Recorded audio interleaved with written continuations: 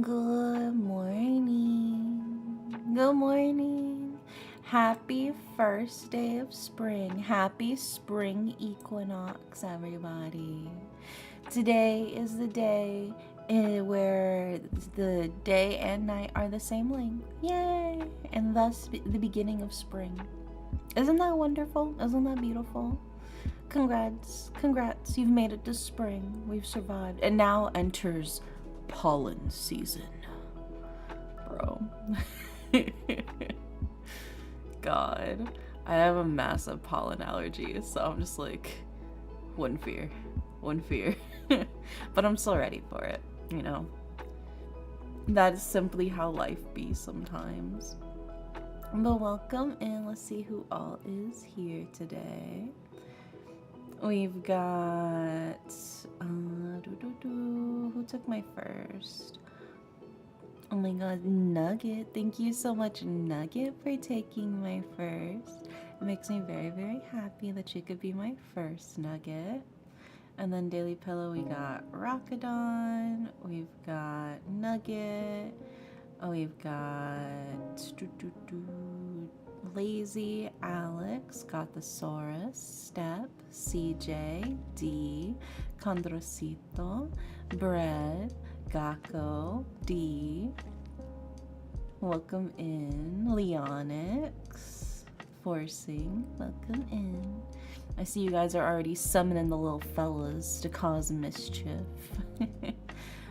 And also, thank you so much, Rockadon, for 25 months. Holy shit, over 2 years. That's crazy. Thank you so much for 25 months, Rockadon. Thank you. I appreciate you so much. Alright, let's see who we got for the tarot readings. So we're starting off with Rockadon, who wants a general reading. Then we've got Spicy Nugget with the general reading. We've got Alex with the love reading. Lazy with the love reading. Got Thesaurus with the love reading. And we've got Gakko with the general reading. Forcing with the career reading. Yeah. Almost put Lube as my tarot reading. Oh my god, banned.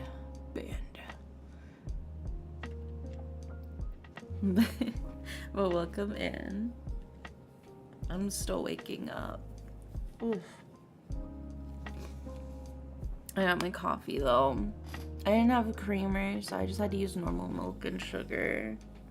But it still tastes pretty good. I just missed the flavor of my creamer.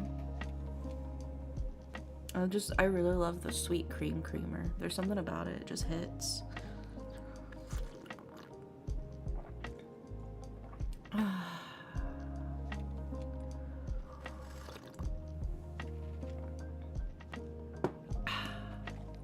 Very yummy.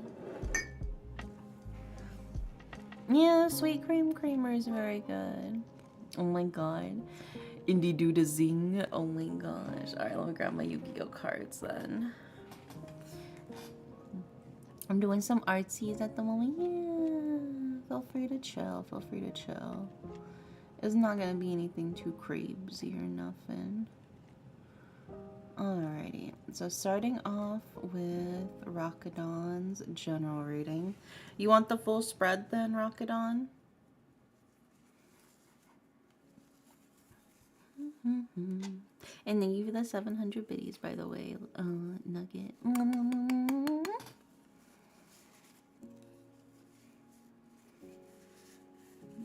Okay, I got the red ribbon off of them.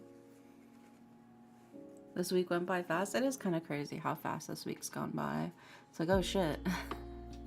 we hit the 20, which means we're getting towards the end of this month too. We've only got like a week and a half until the end of the month, which is wild. It's wild. Yeah, full spread for general reading. So we'll start with your regular tarot cards. And we'll see what we got for you. Oh my god.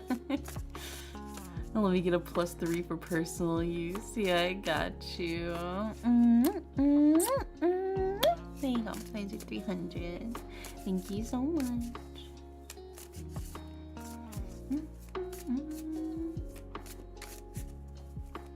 Let's see what we got in store.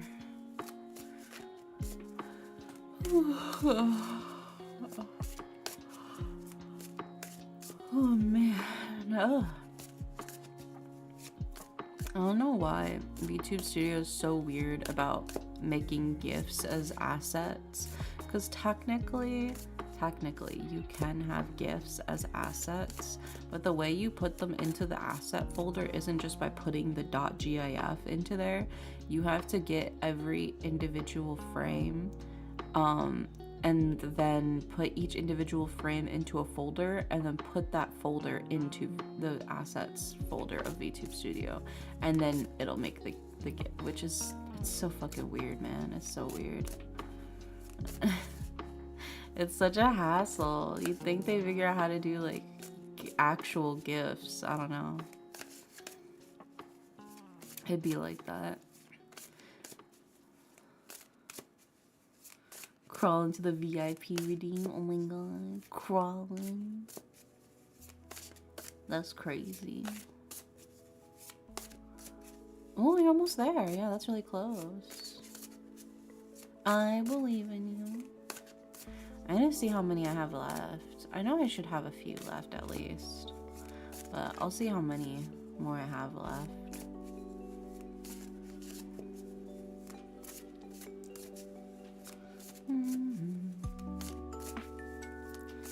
Alright, let's see what we got for you, Rockadon.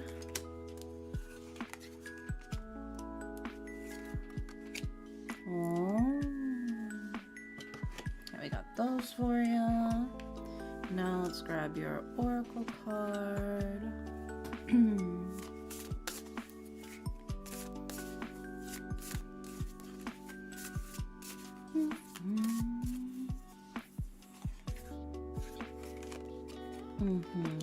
And now let's grab your Yu-Gi-Oh card.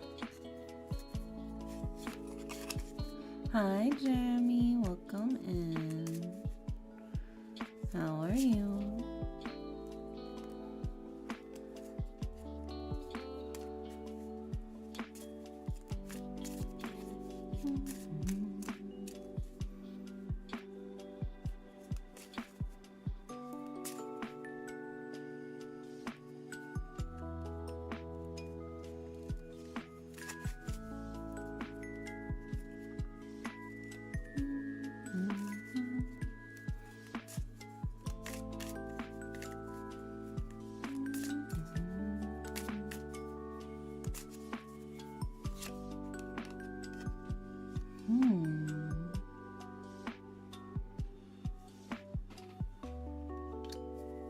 Okay. We got all of the cards for you, Rockadon. Why are you so heckin' cute on me? I don't know what you're talking about. I plead the fifth. Where's my lawyer? Alright, let's go ahead and put these up on the screen for you.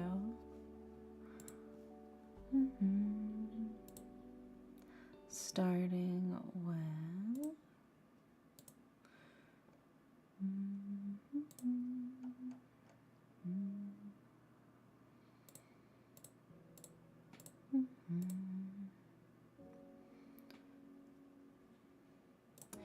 it'd definitely be like that sometimes. It's very easy to spend your points when you're not thinking about it. I've definitely done that a lot.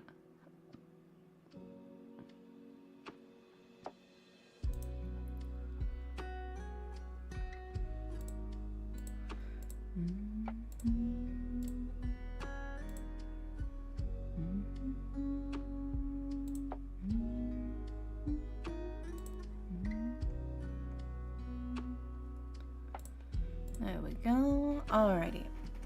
We've got all of the cards for you. So in order of left to right, Rocketon, for your general reading, we have the Page of Cups, we have the Page of Wands, and we have the Ten of Wands. And then for your Oracle card, we've got Preserves. And then for your Yu-Gi-Oh card, we have Despair from the Dark, which is an interesting one. When are we blessing Dreamy Star Romance on TikTok? It's not up yet. I just got an email from the distributor saying it is on iHeartRadio now, so it'll probably be up like within like a week or so, probably. Also, oh my god, Nikita, holy shit, how are you? Welcome in. Oh my god, I haven't seen you in forever. Holy shit. Welcome in. Have you been doing good? Yeah. So it is on iTunes. It is on Apple Music. It is on Spotify. It is on iHeartRadio now. I'm still waiting for a few others, including TikTok. TikTok is one of them, so it will be on TikTok. So there you go. Hell yeah. But yeah, let's go ahead and start breaking down this reading for you. Rocketon, starting with the Page of Cups. So, the Page of Cups is somebody who's very sweet, but very easily riled up. There's somebody who's got a lot of passion in their heart, you know? Very humble, very innocent, very sweet, but somebody who also works to get what they want, you know? They don't let things in life get handed them. They're ready to work for it, right? And that feels especially so with the fact you have two pages, because the page is like the person who studies to become a knight. So it feels like you're still learning, but you're getting better, you know, you're improving, you're learning, you're growing, and then eventually you'll become a knight, kind of thing. So you're on the path to moving forward. And then same with like the Page of Wands as well. The Page of Wands is somebody who is a dreamer or a young person at the start of their journey, right? Oh no, your Twitch messed up your account so you can't log anymore. Oh, I'm so sorry, Nikita. Well, at least I multi-stream on YouTube now, so you can always watch me on YouTube side. But yeah, welcome in. But yeah, so you have like this whole thing of like you're at the start of your journey, you've really only just begun, but you're eager to learn, you're eager to grow, you're eager to become a knight, right? You're ready to put your money where your mouth is. And that feels especially so with the fact that we have the Ten of Wands as well. And the Ten of Wands is a card of like a trial. It is a trial of the heart, you know, it's a burden, sometimes a heavy one. It's a weight on your shoulders, but it's one of the ones that tells you, you know, like you have to get through this trial in order to move forward, right? There is a bump in the path ahead, but this is kind of like the make or break where you can prove yourself, right? The flowers here are forget-me-not flowers, right? So it's the feeling of like, oftentimes you will encounter troubles, but those troubles are what prove kind of like your ability. They prove your worth. So don't be too stressed out if you're like, oh no, this is getting a little rough. This is getting a little bumpy, you know? But that also brings us to your Oracle card, which is Preserves, which is security, forethought, and thrift, right? Taking the time to prepare for the future. What can you do for yourself now that will make things easier for you in the future when things get tough? Because things will inevitably get difficult, you know? We can't prevent every and all problems from coming up, but we can sort of plan ahead. Okay, well, what things can I pre-plan? What things can I prep ahead of time? What can I do to make it easier for myself in the future when things do go inevitably awry, you know? So that's taking the time to store up the good things you have now so you can save them for later, right? And then that brings us to your Yu-Gi-Oh card, Despair from the Dark. If this card is sent from your hand or deck to your graveyard by an opponent's card effect, special summon this card, right? So again, it's this idea, this feeling of you will encounter bumps in the road. Somebody will try to take you out. I mean, not physically, like I don't think they're gonna send assassins after you, but like there is this feeling of things will not always go according to plan. But that doesn't mean it's the end of the road. It means it's the beginning of a learning moment. It's the beginning of a educational opportunity, a chance for you to gain some experience, some hands-on experience with things. So don't stress when you do inevitably encounter those bumps in the road, because this is the perfect time for you to learn, and then you can special summon this monster, right? Like you can pull yourself right back up, you can dust yourself off, you know, and you can move forward much stronger than before, right? Because you've managed to special summon, you know? So I think that's the key thing here is you will encounter troubles, but if you look at the troubles more as learning opportunities and experience opportunities, and plan ahead to try to minimize the stuff you have to worry about, I think you'll be much better off, you know? So do what you can to just kind of make things easier for future you, in the little ways, you know? But yeah, I hope that helps, Rockadon. Also, hi, Wizard. Welcome in. How are you? Hi, Sammy. Welcome in. But yeah, that's kind of the vibe of that for you. Let me drink some more of my coffee.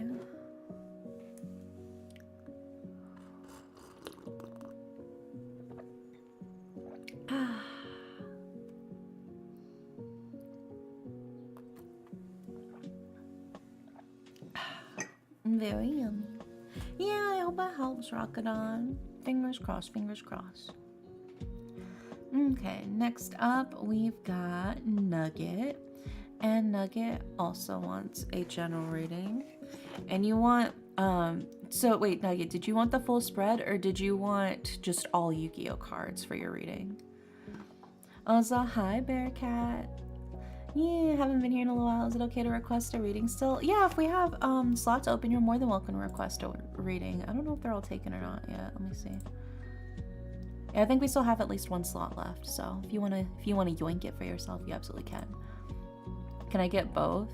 Oh, so you want to do like the full spread with one Yu-Gi-Oh card and then a separate spread with 5 Yu-Gi-Oh cards? I'm just trying to clarify what you want. Can I get a spread plus 3 cards? Oh, okay, yeah, we can do that.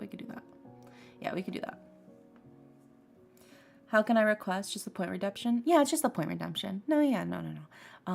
The tarot readings are free. If you do want to tip, you always can, but it's not necessary. The only thing I charge for is the Yu-Gi-Oh card add-on. The Yu-Gi-Oh card add-on is 100 channel points to get a Yu-Gi-Oh card added to your reading.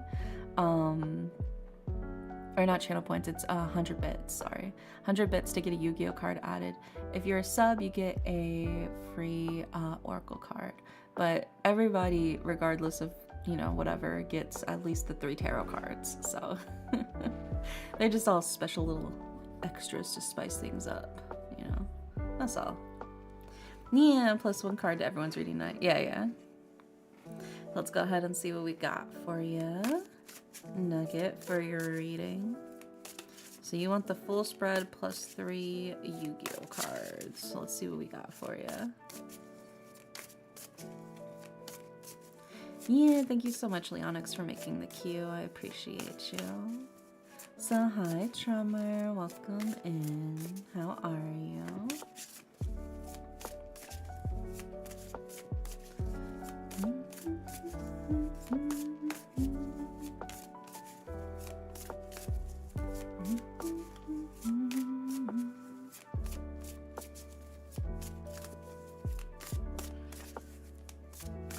see what we got for you, Nugget.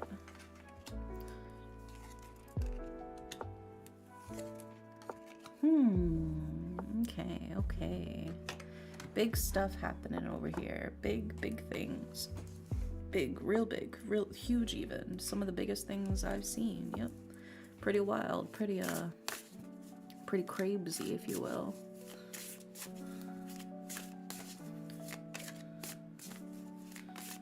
Let's go ahead and grab your oracle card as well.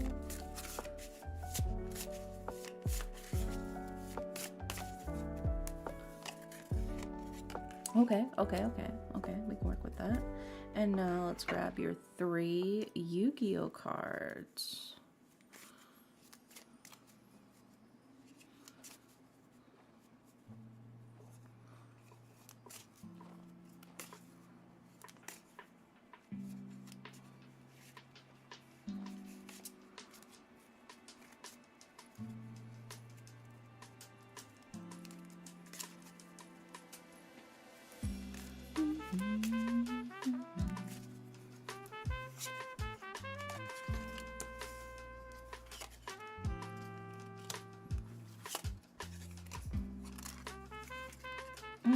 Okay. We've got all of the cards for you. Whose reading are you doing right now? I'm doing Nuggets reading. Yeah, I'm doing spicy Nuggets reading. Alright, let's go ahead and put these up on the screen for you, Nugget. Starting with...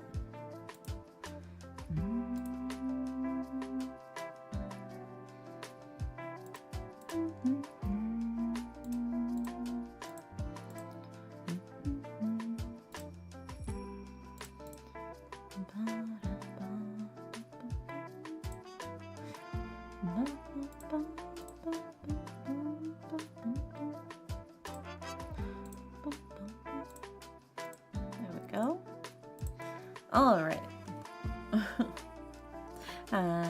Yeah, forcing Leonix is currently pulling up the queue. Yeah, don't worry. Leonix will post the queue in a sec for you. Okay.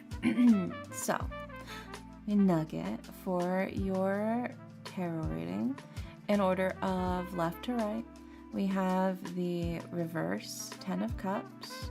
We have the reverse Tower. So you will be timed out for 10 seconds. And we have the 3 of Cups. And then for your Oracle card, we have Butterfly. And then for your Yu-Gi-Oh cards, we have Dragon Capture Jar, Weather Report, and Petite Angel. Yeah, you pulled the Tower, brother. You pulled the Tower. Yeah. So let's go ahead and start breaking these down for you. Starting with the reverse 10 of Cups. So while the 10 of Cups normally symbolizes like dreams, pipe dreams, fantasies, you know, the reverse 10 of Cups is kind of like a card of like, sometimes there's a need to take a step away. Take a step away from the situation that maybe you're seeing is a little too dreamy. There is a need to become detached from either a person, or it could be a situation. It doesn't necessarily mean it's a person, but you're a little too attached to something that maybe isn't super helpful to you right now, or sort of clouding your vision right now. This art is so pretty. Yes, this is the Botanica Tarot deck. If you do !tarot in chat, it will pop up with a link to the actual deck. If you love this deck and you want to buy one for yourself and support the original artist who made this. Yeah, there you go. Yeah, it's a fantastic deck. I love it so much. It's a beautiful deck. But yeah. So we start with this idea of like maybe take a step back. Feels like your vision's getting a little too cloudy, and it could be, you know, it could be a person, could be a situation. I think it's kind of up to you to realize which one it is, but it's kind of warning you like ahead of time, like, hey, you gotta get some breathing room between you and whatever this is, because we're following it up with the reverse tower, right? The reverse tower is immediately right after that. It's a rude awakening. It's a big change. It's a broken cycle, right? It's completely overthrowing everything you thought you knew and completely changing your perspective on things, right? It makes you realize like, oh fuck, like that's the that is the reverse tower, right? Is things going crazy. We also follow that up with the Three of Cups, though, which is kind of like a little bit, in this case, I would say like a little bit of like a reassurance. It's like there's a lot of different directions you can go. I think when you take the step back and analyze the situation from a little further away, you'll realize you have multiple options you can take to sort of remedy the situation, multiple different things you can do to sort of fix things before it's too far gone, right? And the Three of Cups is kind of reassuring you of like, don't stress too much about which one to take as long as you are taking an action. As long as you are moving forward, you are making progress in the situation. So the best thing for you to do is just take a step back, take a breather, decide how you want to go about things, because this is a big change. This is a huge change. And it feels especially huge because of your Oracle card, which is butterfly, right? Butterfly is transformation, it's joy, it's beauty, it's transience, right? This is a card of complete metamorphosis, right? The butterfly starts as a caterpillar that goes into a chrysalis that eventually turns into a butterfly. There's the whole goop process. Feels like right now you're kind of turning into that chrysalis and you're sort of goopifying yourself. You're turning into a little soup in the little thing. You feel like, I don't feel at all like a beautiful butterfly. I feel, ugh. I feel a little slimy. I feel a little soupy even, right? But you gotta trust the process. You gotta trust, okay, I'm gonna get out of this. I gotta figure out what I'm gonna do, but I am gonna get out of this. And then you figure out what to do, and it's all gonna be, it's gonna work itself out. But there is this whole feeling of like, there's some big changes. There's some big things heading your way. And now let's go through your Yu-Gi-Oh cards. So we start with the Dragon Capture Jar. Change all face-up dragon-type monsters on the field to defense position, and they cannot change their battle positions. So again, it's this feeling of changing things, changing your position, changing how you're viewing things, right? Rather than going from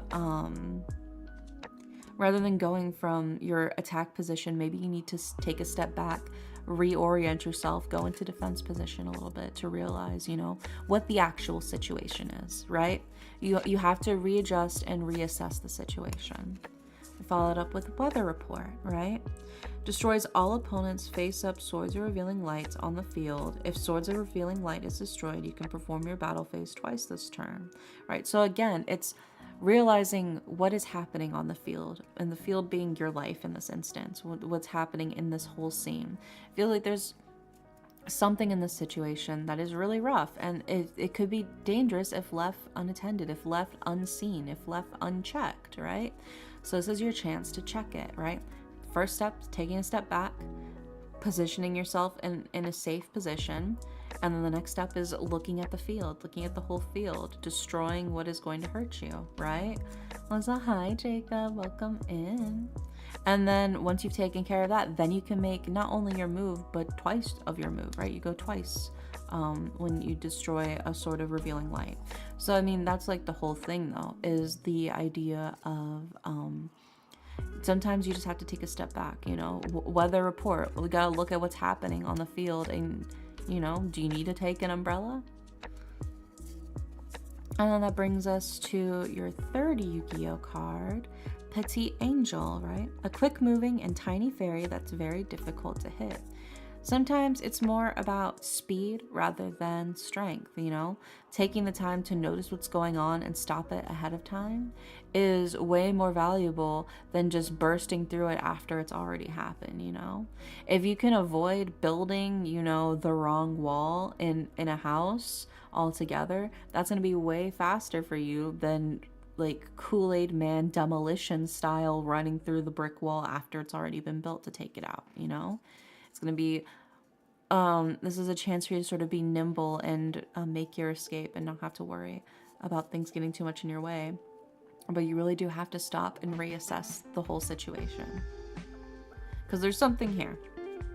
There's something in this situation that maybe you're not fully looking at, and you do need to take that step back and reassess and readjust, you know. But once you do, you're golden. It is just a matter of, you do need to take those first steps though, to take the precautions that you need to take. But once you do, you're good. But yeah, I hope that helps. Fingers crossed, Nugget.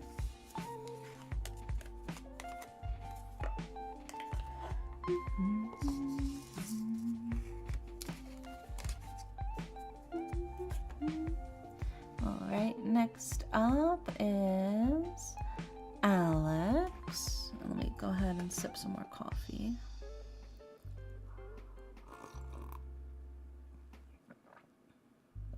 Yeah, I guess it's time to reevaluate things and try a new approach. Exactly, yeah. Sometimes that is the best thing, is when you feel like you're not making progress, rather than trying to jam your way through, you know, like a bolted down door. Sometimes you gotta stop, go backwards to go into the garage and get, like, you know, get the power drill to unscrew it, you know, to unbolt it. It may feel initially like you're not making any progress because you're stepping away, but I mean, you'll be making way more progress once you get that, you know, the power unbolter. That's the thing with these types of situations.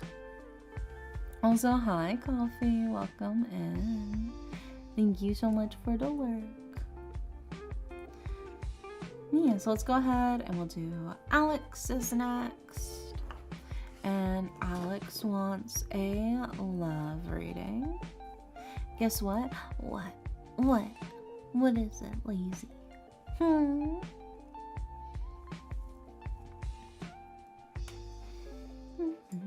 Near door.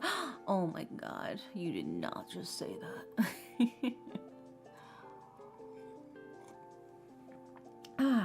Okay. Alex is here, right? You didn't disappear on me, right, Alex? Yeah, I see you, Alex. Okay. Let's go ahead and shuffle and see what we got for you. For your love reading. Lazy, like, damn it.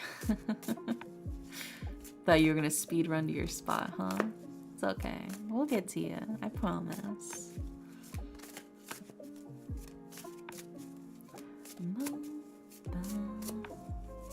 And love reading. Ooh. Says you. You also got a love reading, didn't you? Were you also in the queue?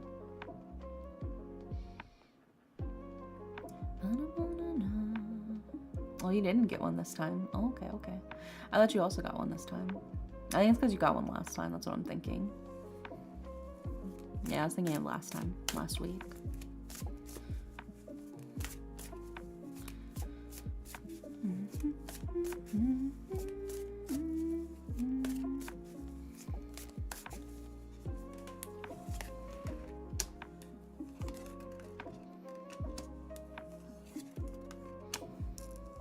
Okay, and now let's grab your oracle card.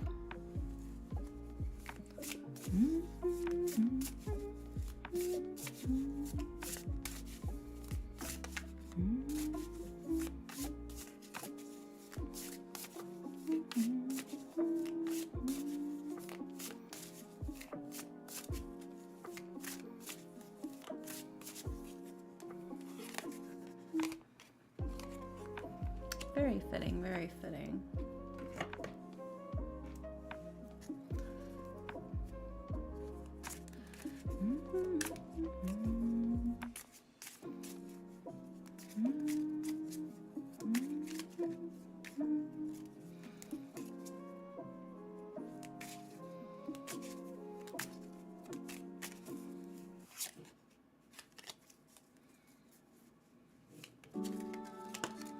Ah! The Yu-Gi-Oh cards are falling out of my hands.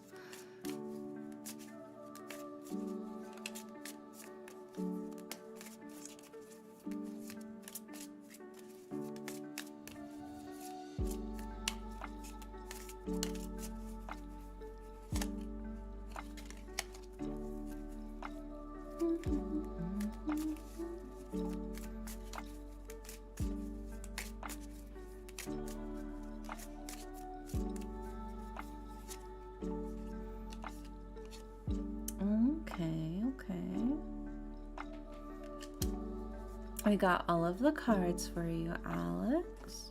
So let's go ahead and put them up on the screen. Starting with...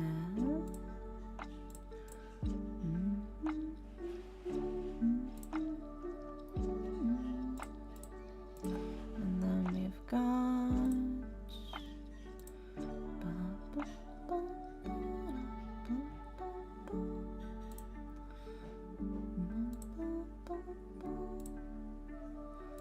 And then we've got...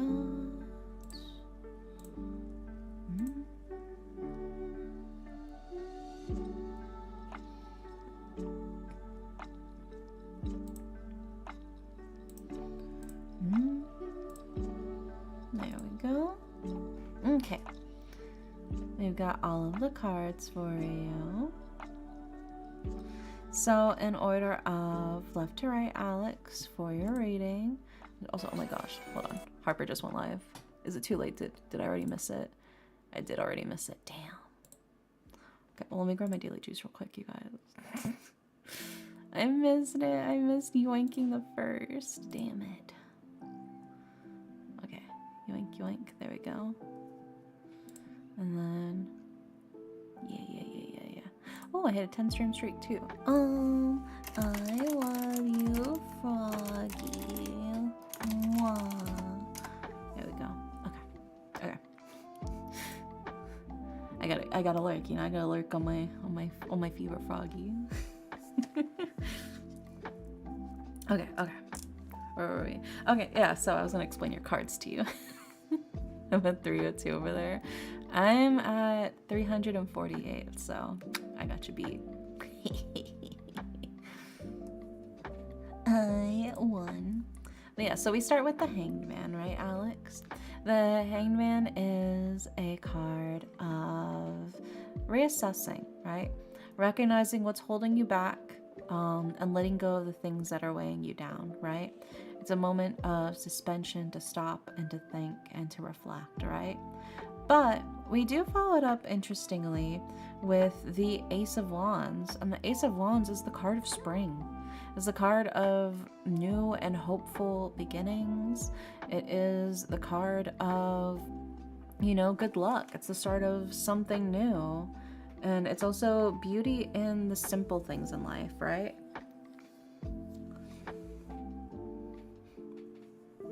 So I think there is this whole feeling of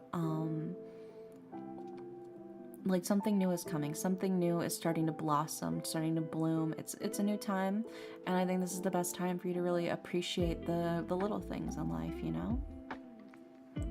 We also bring it up with the Nine of Cups as well. The Nine of Cups is the card of sort of storing for the horizon, building your own personal oasis. So during times of drought, you'll have plenty of water, right? This idea of saving for a rainy day, building up for the future. So although you won't see the payoff for it immediately, it will be much further down the line that you are rewarded for it. Your time and effort and energy becomes worth it, right? It's a card of abundance and contentment, but it's also a card of self-reliance, you know, trusting that you at the very most can take care of yourself. That you know you've got your own back, that you can do things that you need to do for yourself, right?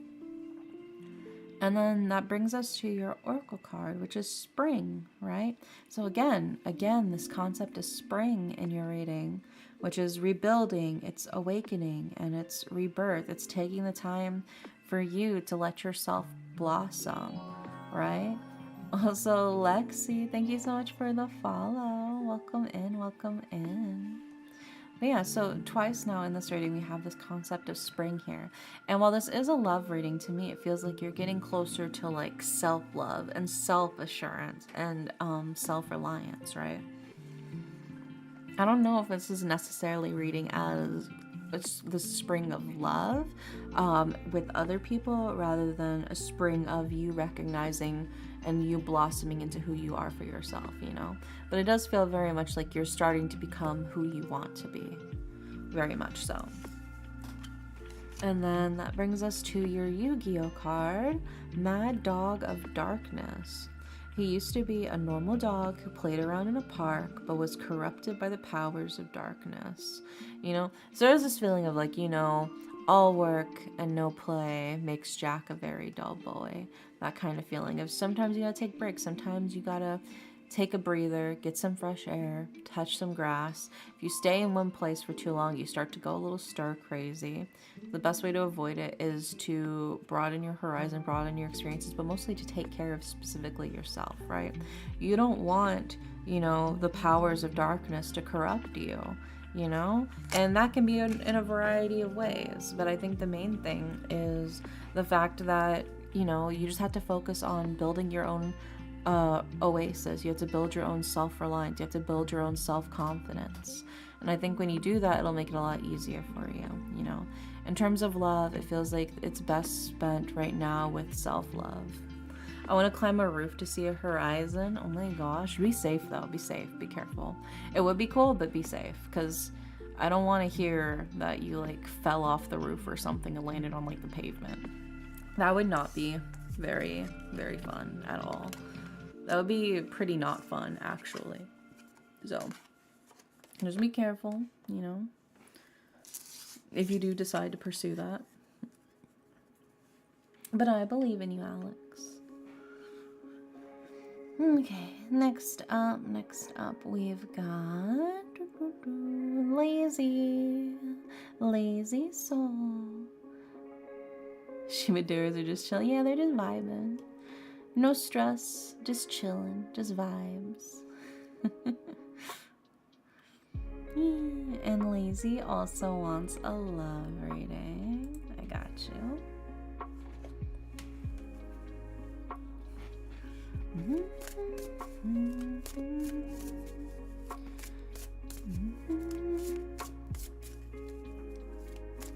Also, hi Gabby, welcome in.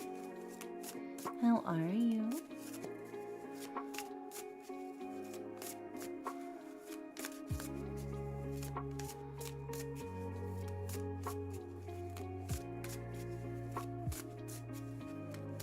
I'm cooking so hard. Oh my gosh, what are you cooking? What's cooking over there, huh? What's simmering?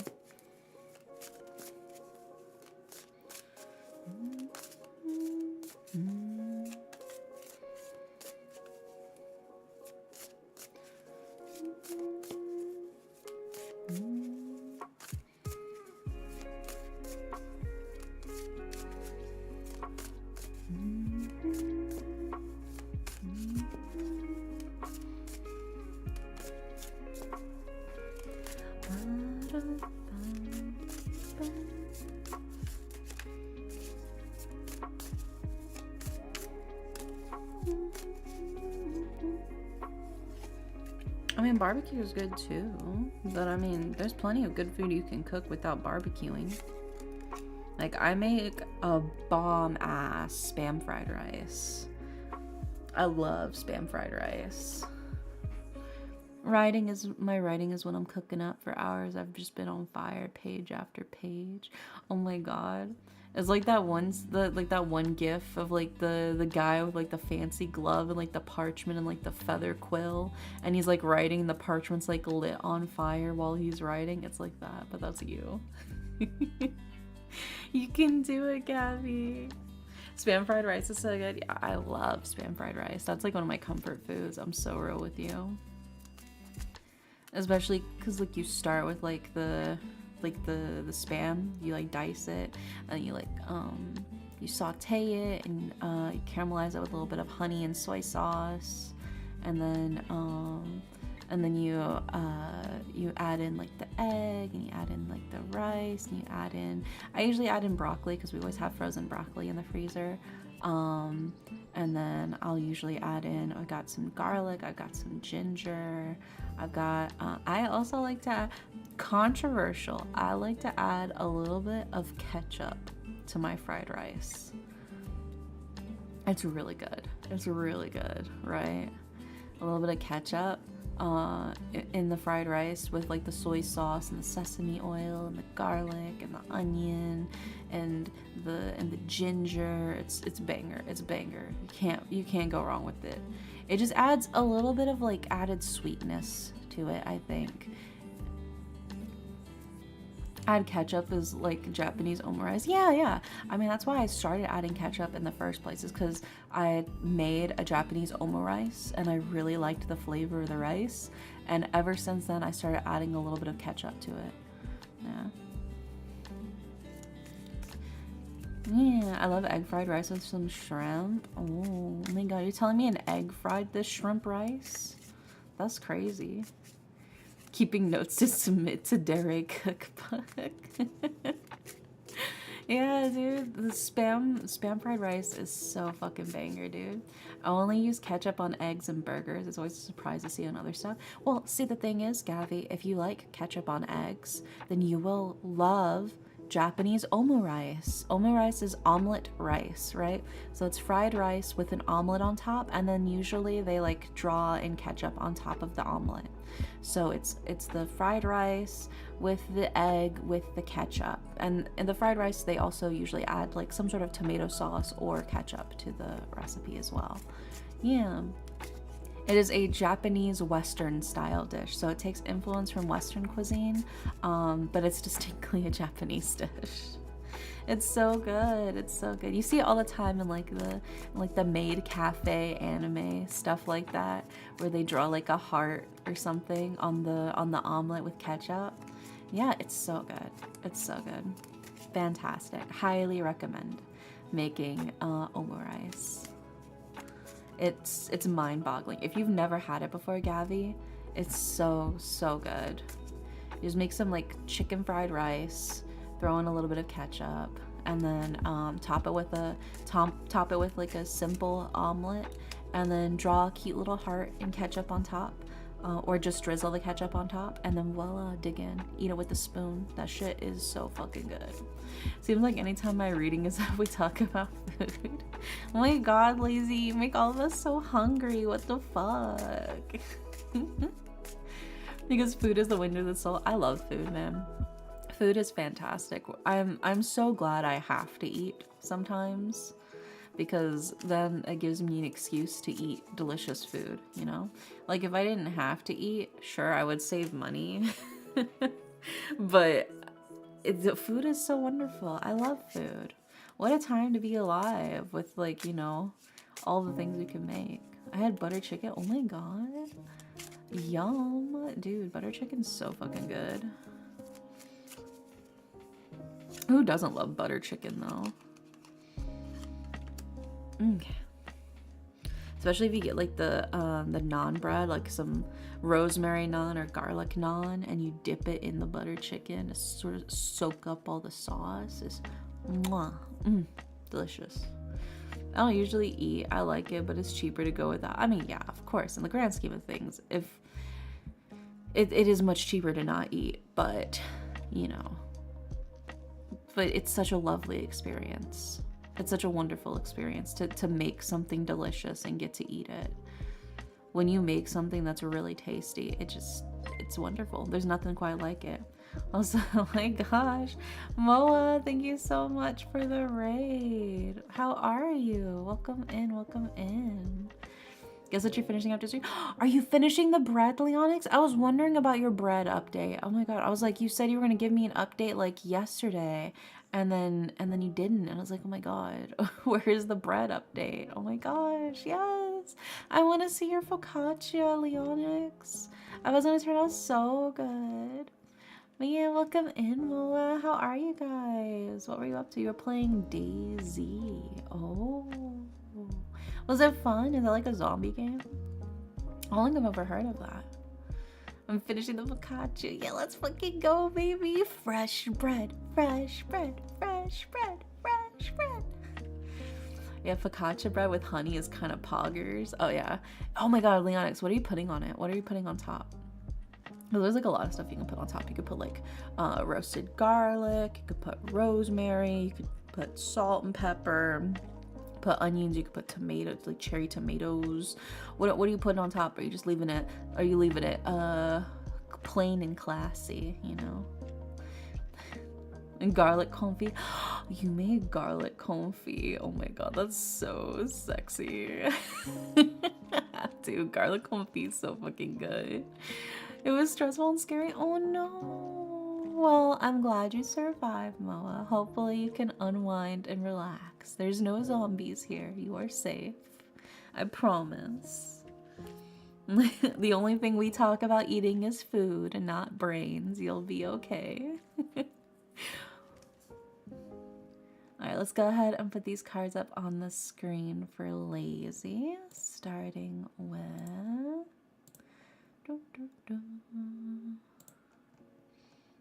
Look, a vegan zombie. Grains. Hi, J-Bomb. Yeah. We love grains. I love eating food. This is a great place to be. Yes, so do I. I love eating food. I think I will make some spam fried rice after stream later tonight. I'll have that for like my lunch / dinner. I'll make some nice spam fried rice because I have ginger and garlic and sesame oil, all that good. So I have all of the ingredients for it. So I'll just need to make the rice and then make the fried rice. Yeah, that's what I'm gonna do. This is gonna be so fucking good, dude. I'm hyped. I'm so hyped for it. Oh, I could even throw in, I saw some cabbage in the fridge too. I could probably throw some cabbage in there as well. Oh, it's gonna be so good, dude. Cabbage is gonna go so hard in that. Oh, I'm making myself hungry thinking about it. Awesome pictures of the garlic ones out of the oven. Yeah, oh my gosh. I can't wait, dude. I love watching just like the ASMR videos where it's just garlic confit. Have you guys seen those? The garlic confit ASMR videos? Do y'all know what I'm talking about? I love those videos. They're so hyper specific, but I love them. Cabbage has gotta be happy. We're not gonna rot back here yet. Well, I've been eating a lot of cabbage. I bought like one full head of cabbage, like, I wanna say like maybe Friday, and I've got maybe like 1/4 of it left. So I've eaten 3/4 of the cabbage already. So it's definitely been well loved, well enjoyed. For sure, for sure. It's not going to waste. I'm usually very particular about not wanting to waste my food, and I'll try to find ways to eat my stuff before it goes bad. And then we've got, yeah, food waste is, yeah, it sucks. It happens, you know, nobody's perfect. There's always going to be at least some food waste no matter what. But I do try to limit down on my food waste, and I try to only buy what I need and try to remember to use what I have. It makes me laugh every time I hear a head of cabbage. That's what it's called. It's called a head of cabbage. That's the terminology. All right, we got the cards for you. We got the cards for you. It will eventually nourish some creatures. Yeah. I mean, if worst came to worst, it would go into compost, you know. So it would nourish something else. But I want it to nourish me. I dig all the little U's running around. Thank you. You can summon more of them actually. If you redeem summon Chimedere, it will pop up another one on the screen. So you have control over how many of these little fellows run around on the screen. At the start of the stream, I start with one. Yeah, start of the stream, I start with one. So however many are on here are all summoned because of you guys. My god, Leonix. I see him spawning in. Yeah, okay, so let's go ahead and start breaking down this reading for you, Lazy. From left to right, we have the Seven of Cups, we have the Queen of Coins, and we have the Reverse Temperance card. And then for your Yu-Gi-Oh card, we have 7 colored fish. I like the way they shuffle about. Yeah. They crawl around, you know, on the ceiling and on the walls. But they also sit down all cute.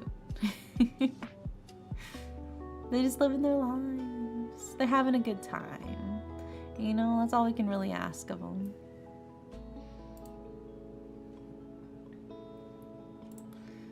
Yeah. Well, let's go ahead and start breaking this down, starting with the Seven of Cups for you. So the Seven of Cups is a card of freedom. It is a card of sort of the world is your oyster. Any possibilities you want, it can happen. If you can dream it, you can do it, right? It's freedom, it's adaptability, it's just making shit happen. There's nothing really holding you back at the moment. I'm sorry, I'm in and out of stream right now. What's the current Q, Leonix? Yeah, you hit him with the Q. Currently, we are doing Lazy Souls reading. But yeah, so there we start off immediately with the sense of freedom, the sense of you can kind of go anywhere, you can kind of do anything kind of vibe, right? We follow it up with the Queen of Coins. And the Queen of Coins is somebody who is nurturing, who is generous, who is kind, but also powerful, right? They are a queen after all.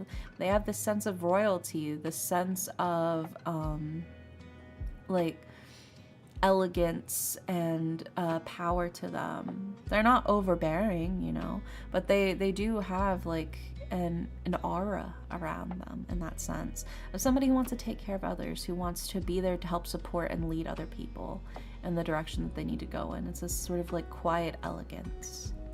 And then that brings us to the reverse Temperance card. Well, Temperance is normally a card of like going with the flow, letting whatever happens, it's adaptability.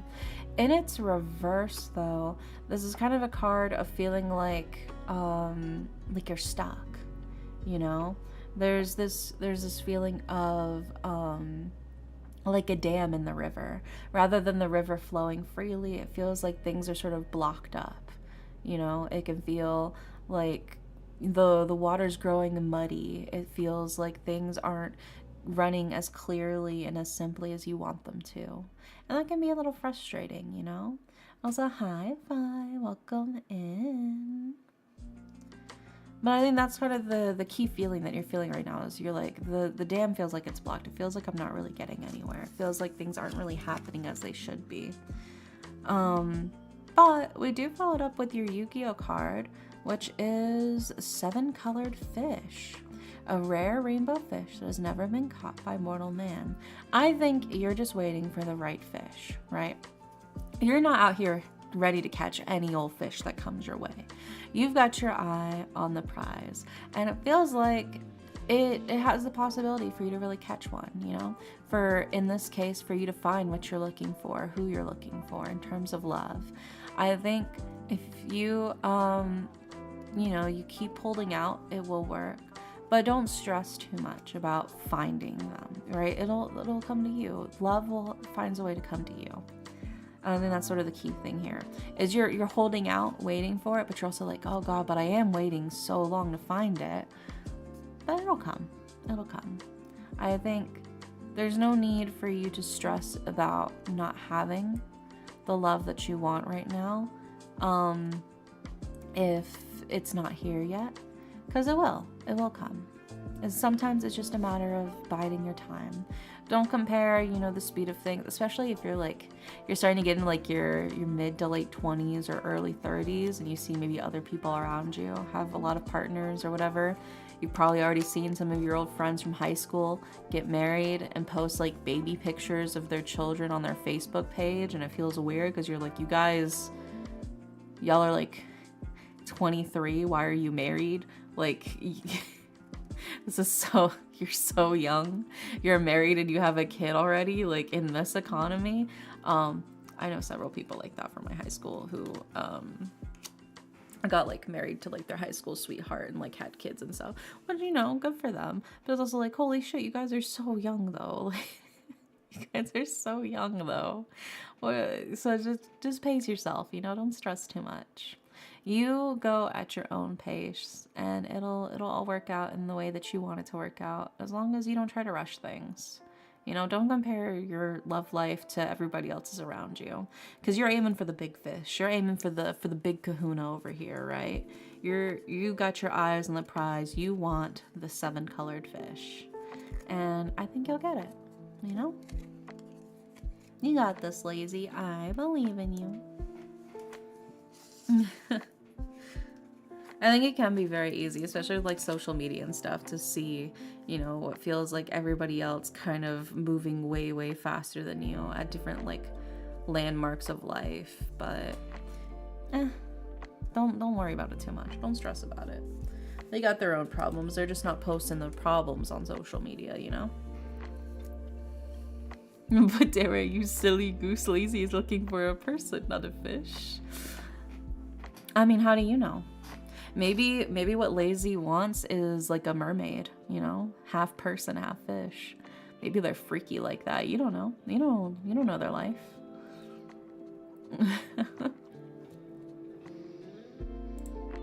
Okay, next up we've got Gothosaurus. Gothosaurus, are you here? Like the Christmas mermaid. I'm here. Hi, Gothosaurus. Alright, and Gothosaurus also wants a love rating. So let's go ahead and see what we got for you. I think the ad break's probably going to start soon. But don't worry, we'll wait until after you get back from the ads to do that for you. Is the goth in the room with us now? Yeah. Speaking to the void. Oh my god. Is the goth in the room with us?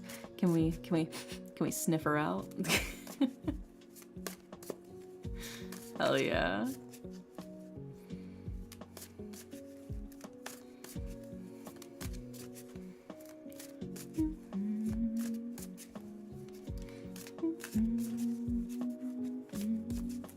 Also, hi, Mom. I see you on YouTube.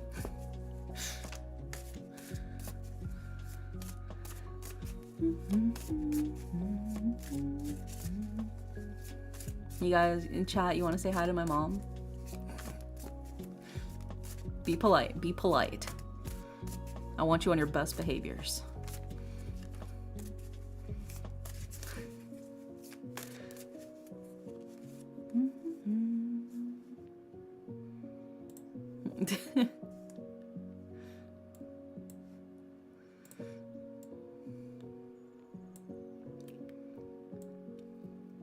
Yeah. She found my YouTube channel.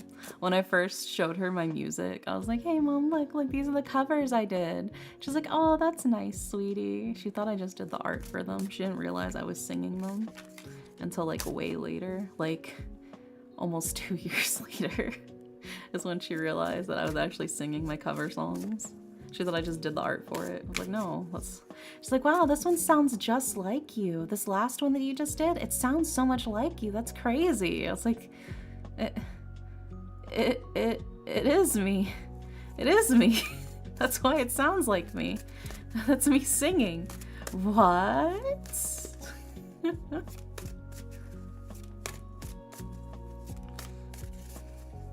Yeah. Having to explain that. It's okay. She understands now. She understands now.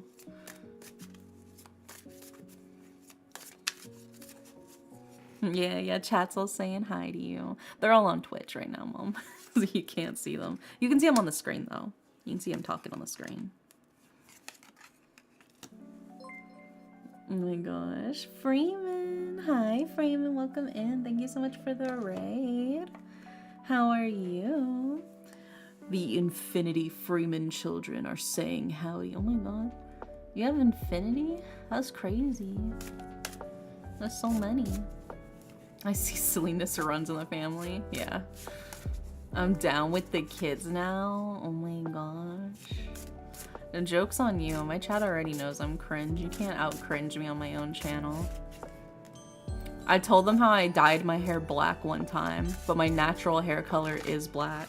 I told them that already on my own. You can't embarrass me in my own chat. Hi, Freeman. Welcome in. Thanks for grabbing your daily pillow.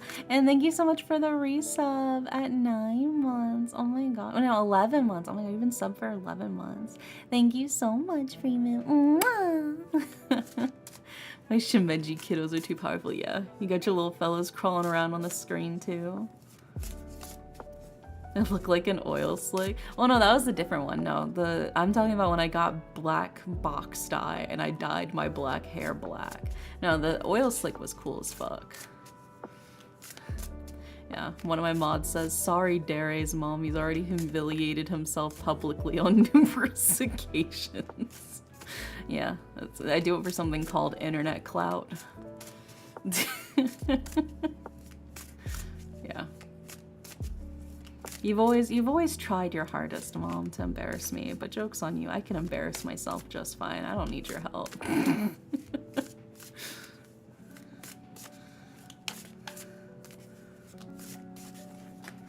let's see what we got. Oh. You know, I realized Gothosaurus, technically you're not sub, but I went ahead and pulled an Oracle card for you anyway, because I didn't realize I was still shuffling and pulling that, so I guess you get a free Oracle card, Gothosaurus. Congrats.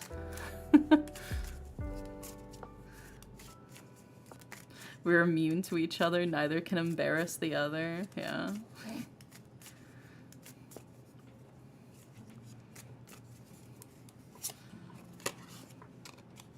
Oh, we got this one again for your Yu-Gi-Oh card. Alrighty. Alright, we got all of the cards for you, Gothosaurus. Let's go ahead and put them up on the screen. Oops, well, thank yeah. It's a happy accident, Gothosaurus. It all works out. Alright, let's go ahead and put these up on the screen for you. We've got... Oh, we got the same one, but this time it's in reverse. Interesting. And the second one we've got is... Dun, dun, dun, dun.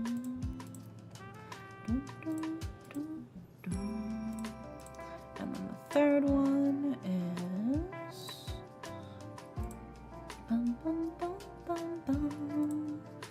so I've seen so many ads about crunch bars recently, so I caved in and bought 2 king-size crunch bars. Oh my god. You fall for advertisements? That's crazy. You're why they spend money on ads. I used to like crunch bars a lot as a kid, but I don't know, I had one kind of recently and it just, there's something about the flavor, I don't know, it's too artificial. I can taste the chemicals in it. Maybe it's because I've had too much good chocolate now that I can taste that something is awry. I don't know, who's to say? But I do like Bunch of Crunch. You get the Bunch of Crunch with the popcorn, and you shove the Bunch of Crunch and the popcorn in your mouth at the same time. Oh, and of course you have to like lube up the popcorn with like all of the fucking butter. That is peak culinary action right there. Absolutely. All right, so we got all of the cards. Yeah, Bunch of Crunch is good, yeah. Bunch of Crunch and the chocolate chip cookie dough bites, I also really, really love those. My job is now selling that popular Dubai chocolate. Oh my god, I want to try that so bad, dude. It looks so good. Like legit, I love pistachio, and I love dark chocolate, and a lot of those have like pistachio and dark chocolate. So I like really, really, really want to try it. I really want to try the Dubai chocolate. It just looks amazing. I'm so jealous. You gotta buy me one, CJ. You gotta buy it and you gotta put it in a little envelope and mail it to me. Yeah. Just, you know, just get like a normal like postal like envelope and just slap it in there in the whole candy bar and send it over. All right, we got all of the cards for you, Gothosaurus, for your love reading. So in order of left to right, we have the reverse 7 of Cups, we have the Queen of Wands, and we have the reverse 10 of Coins. Then for your Oracle card, we have Rosemary, And for your Yu-Gi-Oh card, we have Weather Report. All right, so let's go ahead and start breaking this down for you, starting with the reverse Seven of Cups. Well, the Seven of Cups is normally a card about like freedom. You can kind of go anywhere, you can kind of do anything. And it's reverse, it's like you're almost paralyzed by how much freedom you have. You have no idea where you should go, right? There's no focus and no limits can feel like a lack of control because there's so many different options you can go over. There's so many different directions you can go into. You don't even know where to go. It can feel, it's like the paralysis of choice I talk about, where when you have such a huge amount of options, it makes it feel almost impossible for you to decide and pick one, you know? We also followed up with the Queen of Wands. And the Queen of Wands is somebody who is very warm, very charismatic, very creative, but also somebody who wants to take charge, right? Somebody who knows what they want and they are full of passion, they are full of fire, and they are ready to charge forward, you know? And see what they can take with their own hands, especially in terms of love, right? But that also brings us to your reverse 10 of Coins tarot card. The reverse 10 of Coins is a card that kind of reminds us to take a step back and look at the big picture. What is it that matters most to you in terms of love, right? Is it just that you want to be with someone so you feel like you're in a relationship, or is it you're looking for something really specific? You are looking for a specific kind of relationship. You are looking for a specific kind of dynamic, you know? This is a card of you have to take a step back. Sometimes less is more, you know, see the bigger picture, but also take stock and take note of what you already have, because it is very easy to get so lost in the sauce of trying to get what you want that it sort of vanishes and you lose what you do have. Just being so focused and so tracked on trying to get what you initially thought you wanted, you lose the things that matter most, you know? So it's a card of like reevaluate. What is the most important thing to you in terms of love? What is the thing you want most in love? What is the thing you will not compromise on, right? And what are the things that maybe you already have, you know? If you're already currently in a relationship. But if you're not in a relationship, you know, what are the things that you're like, I cannot compromise on this. I need somebody who will do this, or I need to be treated like this, you know? What are your hard boundaries, your hard lines in the sand? And to take note of that, you know? But also, you know, what love do you already surround yourself with? We bring that over to your oracle card, which is Rosemary, which is a card of remembrance and loyalty and faithfulness, you know? Sometimes the best thing you can hope for in a relationship is just something you can trust, right? Trust is, I think, one of the most important things you can have in terms of love. Somebody that you can trust with your heart, who has your back, who you know will, you know, never hurt you, never do things to compromise your faith in them. And I think when you find somebody that you can wholeheartedly trust, it makes it so much easier to move forward and do things together. Whenever you encounter troubles, you know that they'll have your back. Because, I mean, you know, love isn't perfect. You will always encounter troubles. But when you know that the other person and you are a team working together, it makes it so much easier for you to overcome the difficulties. So I think that's sort of the key thing here is, you know, loyalty and faithfulness and trust something that's a hard line for you. So you want to be with somebody that you can fully and wholeheartedly rely on. And then that brings us to your Yu-Gi-Oh card, which we also got earlier today for another reading. Weather Report. Destroy all opponents' face-up swords or revealing lights on the field. If sword or revealing light is destroyed, you can perform your battle phase twice this turn or your next turn, if activated during the opponent's turn. So there is this idea of you gotta take stock, you know, what is currently on the field? What is currently in your way? What is currently not helpful to you? What is detrimental to you? What do you need to get rid of, right? This is your chance for you to really take a look at the battlefield of love. What do you have going on that's happening here?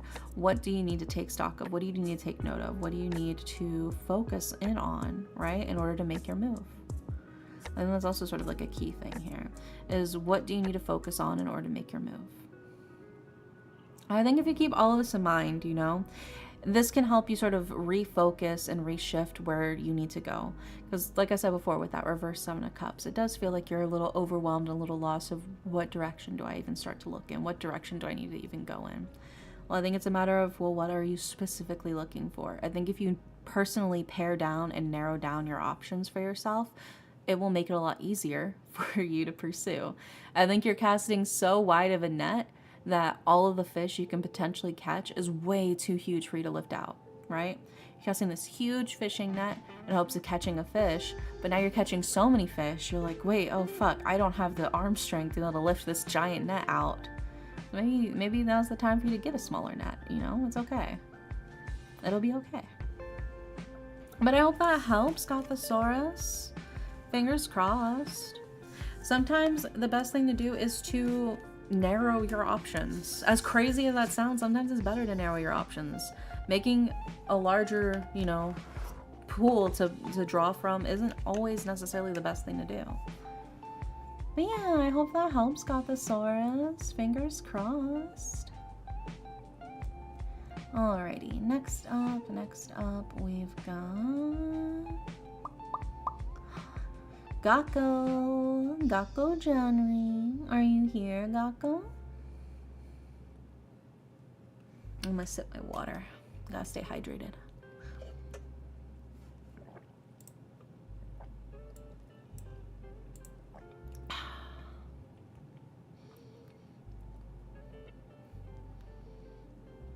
Hi, Gakko. Yeah, I see you. Alright, and Gakko wants a general reading. I got you. Let's see what we got for you, Gakko.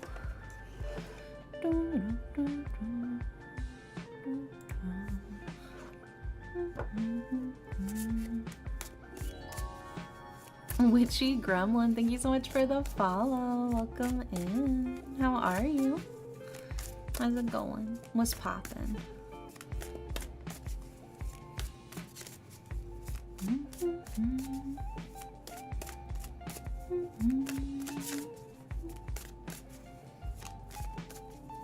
The middle of protecting Miku stage in Torm Online. Oh my god, Miss Miku, my beloved. Doing good. Hope you're having a good night. Yeah, we're vibing, we're chilling. It's a pretty chill night. We were talking a lot about food earlier. I'm still thinking about that Spam fried rice.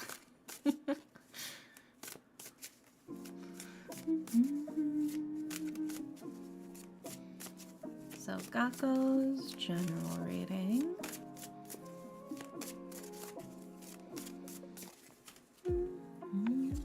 Well, I had to make it first, Leonix. I haven't made it yet. The ingredients are just in my fridge. But I will make it after stream. Make a delightful little Spam fried rice. Alright, let's grab your Yu-Gi-Oh card, Gakko.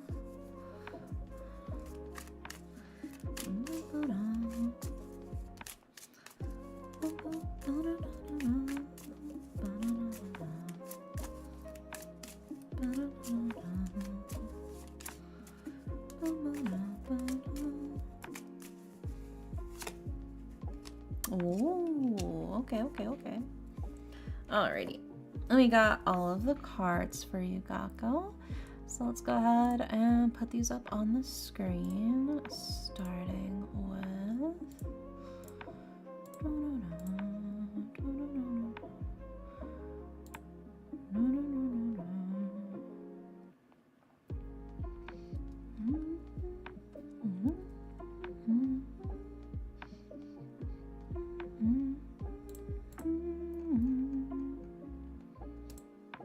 There we go. And then we've got... Perfect. Alrighty.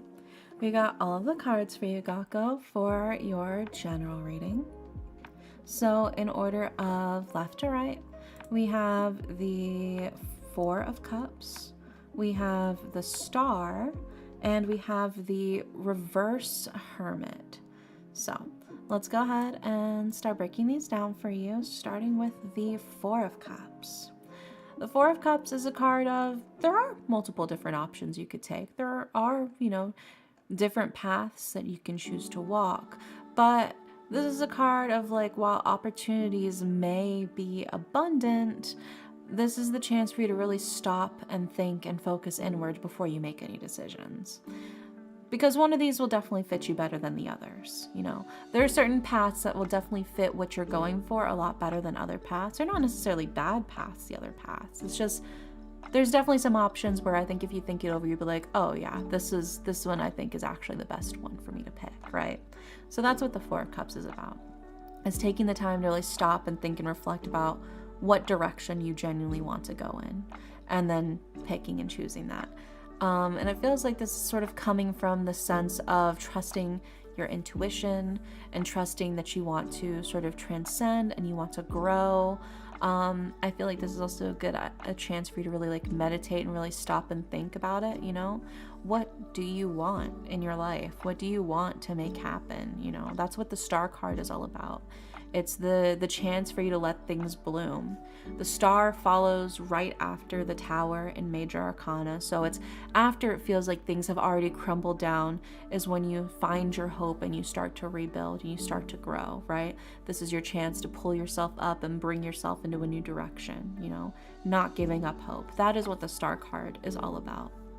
As you find a way to take the time to sort of find your inner peace and find your inner insight, So I think that's sort of like the key thing here is, what do you want? What do you want, right? Genuinely, I think that's the best thing for you to stop and really think about is, what do you want, man? What's going on? What's going on? And I think when you fully understand and recognize that, it makes it so much easier for you to actually pursue and take the path that you need to move forward. Because right now, the cards are kind of like warning you. They're like, hey, you're kind of in reverse hermit mode. The hermit is normally a card of like contemplation, self-reflection, taking the time to really stop and think and understand what's kind of going on in the world and making your choices and moving forward. In its reverse though, you're kind of becoming a little bit detached from society, from reality. It's a card of a recluse, somebody who's really hidden away in their shell, who's not coming out. It can also be a card of somebody who's holding back their true self. They're afraid to show who they really are to the world, Whatever the case is, currently, right now, it feels very much like you are withdrawn. You are not moving forward, and you're not really becoming who maybe you really want to be. Maybe out of fear, maybe you feel like you can't be the person you can be. But like, if you don't like who you are now, you can just change it. You can just decide, I don't want to be that person anymore. I don't want to do this anymore. You can, in fact, decide to just do that. If you really, really just fucking hate your current job, you can quit. Like, I'm about to liberate my divine self from my mortal shell. Yeah, exactly. Exactly. That's the energy you need to bring into your life. But yeah, for real, I mean, I've had a job where I was just so fucking miserable and it was so like annoying and horrible and the management was terrible.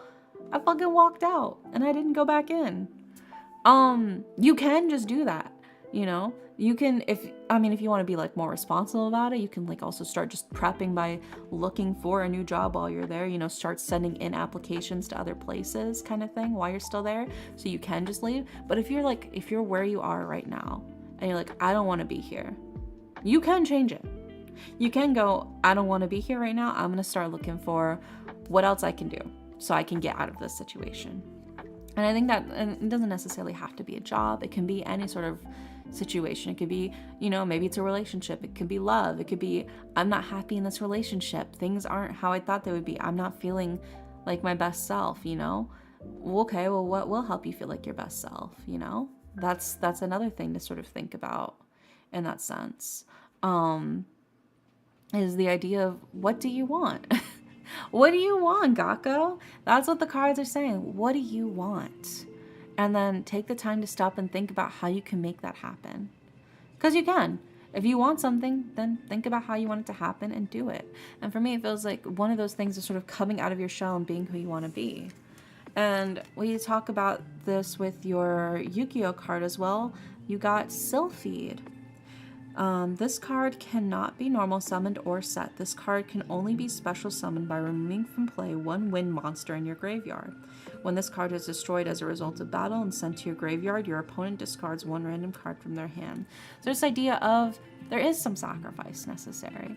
If you want to make something happen, if you want this thing to come to reality, if you want this thing to be what you want it to be, and you want to be who you want to be, you know, it does take specific coordinated efforts, right? I mean, you hear what Sylphied needs. Sylphie needs one wind monster in your graveyard to be removed from play. Like, you have to get rid of something, right? But in return, you can special summon Sylphied, right? So there's this whole thing of you have to actively decide what you want, who you want to be, what you want to have happen, and then make the active and specific choices to make that happen, right? That's what this is all about. Things don't sort of normally end up the way they end up. There is some push, you know? I'm a firm believer that fate is not something that is set in stone. It is something that you carve yourself, right? So if you don't like where you are now, well, then you can carve a different path for yourself in that stone, you know? You can mold it into a different shape. So I think you just gotta pick up the chisel, you know, and start hammering it away. But I believe in you, Gakko. You got this. You just gotta take the first step to realize what it is you want. Because it feels like to me, maybe you're not even sure what that is. But yeah, I hope that helps.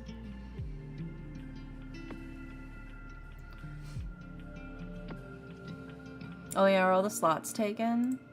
Let me shmee. Doop doop doop. Oh yeah, they are. But we'll see. You know, we still got a couple of people left. Who knows if one of them disappears. One of them, you know, suddenly meets the fishies under the sea, you know. Maybe we'll have a slot open up. Who's to say? Alright. Yeah, but it's just something to think about. It's like, what specifically do you want, you know? And then how can you make that happen? How can you make that a reality? Yeah, next up we've got Forcing. Are you here, Forcing?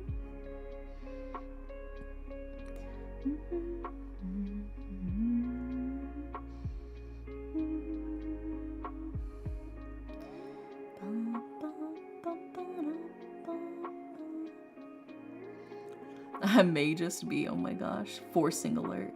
And Forcing wants a career reading. I got you.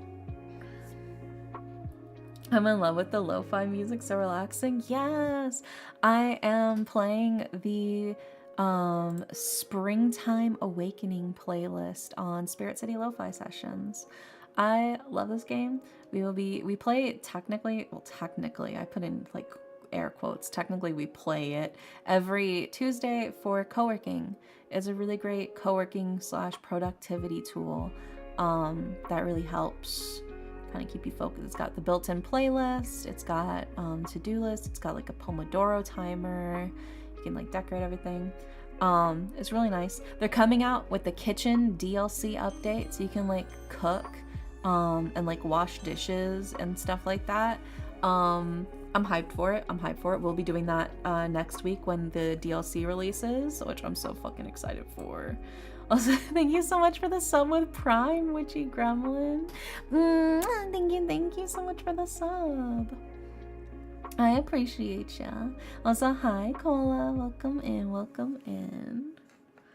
But yeah, I'll be showing it because the devs did actually give me a key for the kitchen DLC, and they also gave me a key to do a giveaway for the actual game itself, which we will be doing when the actual DLC releases. We can't do the giveaway until the actual DLC releases, but that'll be next week. We'll be doing the giveaway. So if you guys, you know, if you like the music you hear, this is one of the playlists that's built into the base game. So yeah. But yeah, it's a really great tool. Like legit, I use it like every day, and then I stream with it every week. So it's fantastic. I get so much work done with it, genuinely. Also, thank you so much. You're so sweet, Witchy Gremlin.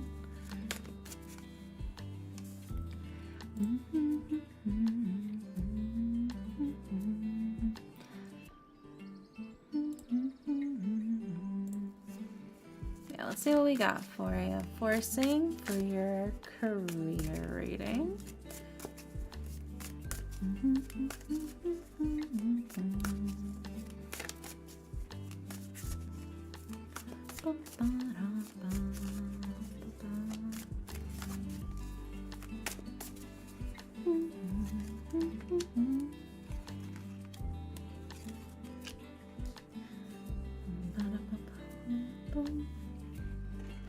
And then let's grab your Yu-Gi-Oh card.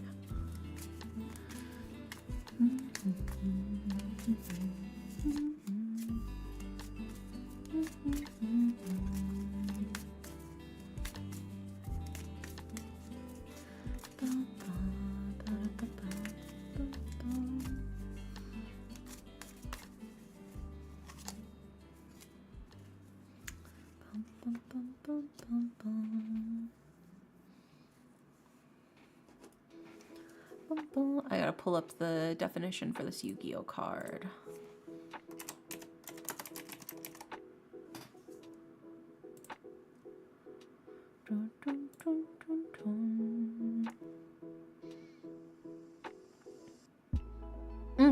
Okay. We got the cards for you. Forcing. Can I have a Magic the Gathering card instead? I'd have to dig up my Magic the Gathering deck and like sort through them. But we just have normal Yu-Gi-Oh cards. But I have been thinking about it. It'd be fun to add a Magic the Gathering card to the list of potential cards to add to your reading. Well, let's go ahead and start with putting these up on the screen for you. Starting with the... Dun, dun, dun. Dun, dun, dun, dun, dun, dun. Oh, Pokemon cards? That would be cool. I don't own any Pokemon cards though, except for the ones I have like digitally on the Pokemon TCG Pocket. I can't really show those on screen or specifically draw a random one. That's the thing.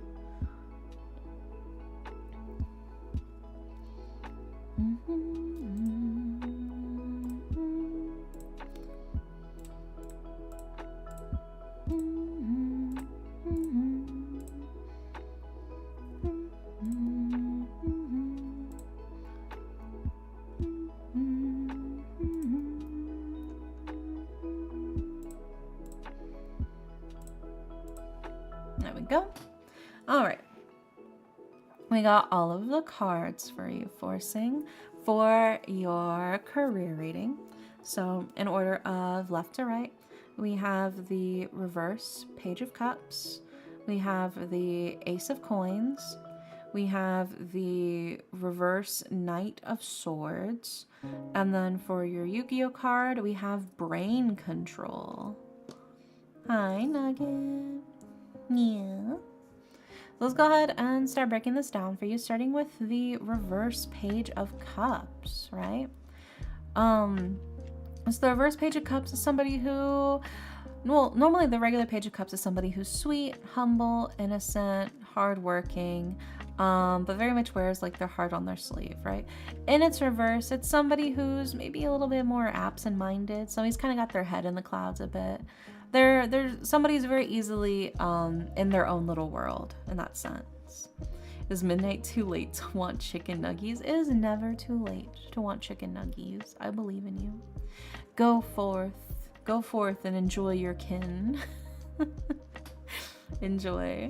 Yeah, get your chicken nuggies. So again, there's this idea of like somebody who's kind of very much in their own world. You know, very, very sweet, very kind, but they're not really paying too much attention to what's happening around them, right? We also followed up with the Ace of Coins, and the Ace of Coins is a card of prosperity. It is a card of abundance. It is a card of wealth and pleasure, and a little bit of, you know, a little bit of hedonism, taking care of yourself, doing what makes you happy, doing what gives you, you know, joy and all that good stuff. Also, hi, Crystal Carol. Can I get a reading? Currently, all of our reading slots are taken. We do it through redeems or through raffle slots. The raffle slots will be towards the end of stream for basically anybody who did redeem it but disappeared. So for now, currently our slots are taken, but there's a chance towards the end of stream, once we catch up, that there may be somebody who disappeared, and then we can do a raffle slot for that. But yeah.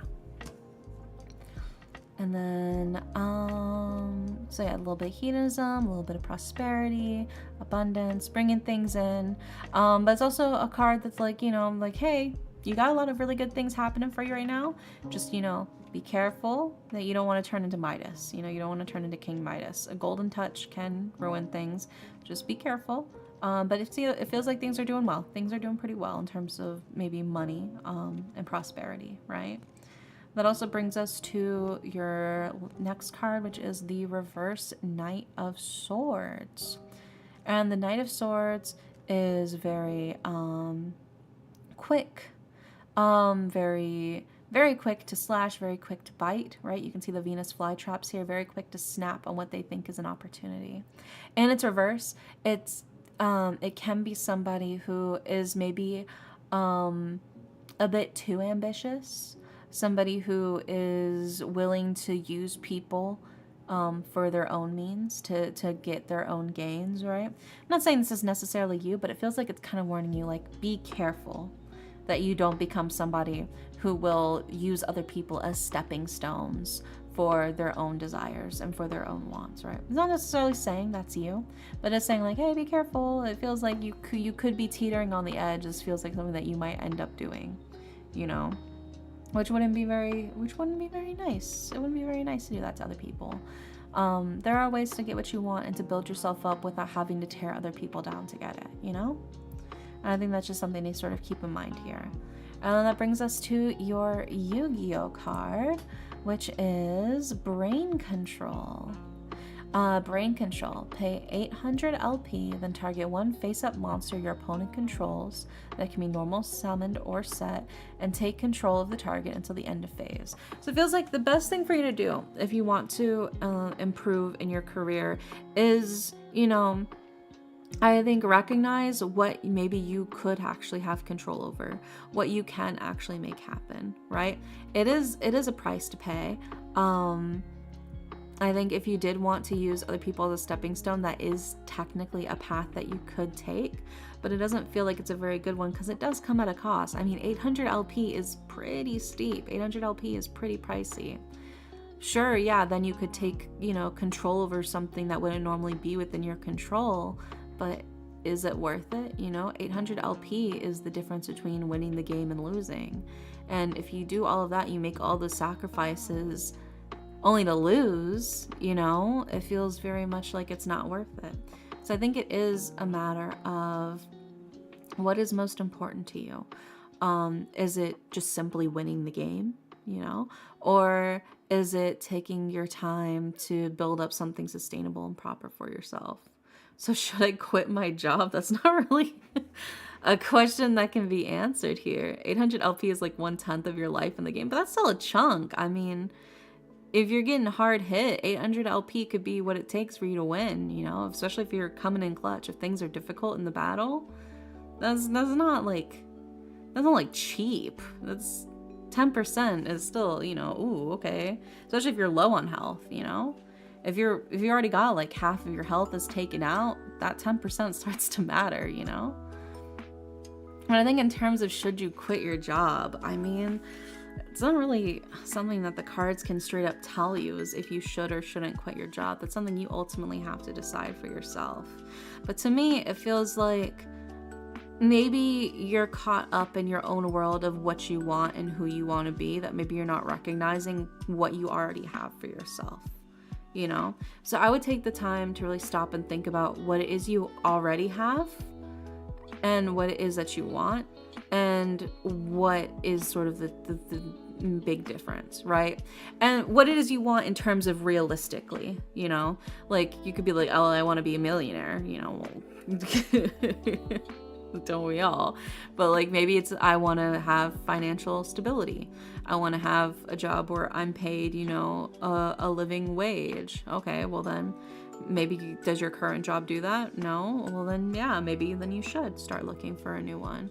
But if it does, and you know, you kind of get too caught up in the grand scheme of things, it can be very easy for you to not realize, oh, damn, it was much nicer having a more stable job that was giving me maybe less every single time, but it was giving me every single time, versus having a more unstable job that maybe gives you more with each hit, but is much more infrequent, you know? I think that's sort of the key thing here, is recognizing what you already have, you know, in the cards that are dealt to you, and sort of get your head out of the clouds to reassess what is most important in this situation. Cards can't tell you, yes, you should quit your job, or no, you shouldn't quit your job. That's something you ultimately have to decide for yourself. But I think it is a matter of you do have to stop and think about what is the most important thing for you, you know? But yeah, I hope that helps, forcing. Also, hi, Mitha. Welcome in. How are you? Yeah, I mean, the cards aren't going to be like, yeah, quit your job, you know? Out of curiosity, what is your favorite Yu-Gi-Oh card? I like Change of Heart. Change of Heart, I think, is one of my favorites. I really like the art for it. I think it's really pretty. Oh, but I also like, the giant koala is probably my favorite, actually. I love him. He's such a fella. Giant koala he's such a boy. He eats a tree like it's broccoli. Where is it? Where's the art of him in here? I know he's in my deck. Where is he? Where are you, giant koala? Where is he? Where is he? Where's my boy at? Yeah, big koala.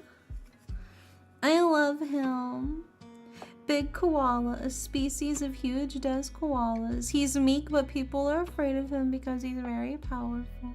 I love him. He's just a guy.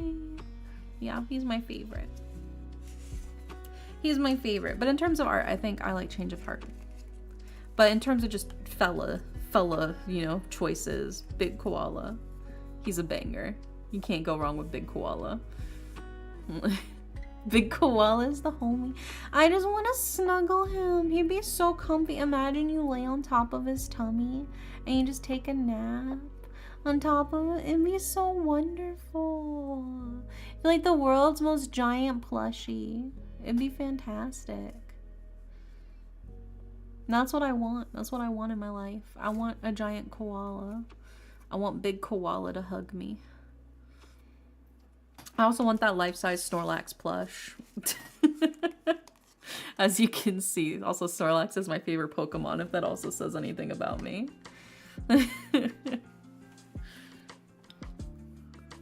I like big fuzzy creatures. What can I say? I also like Totoro. They're all the same. They're all the same breed.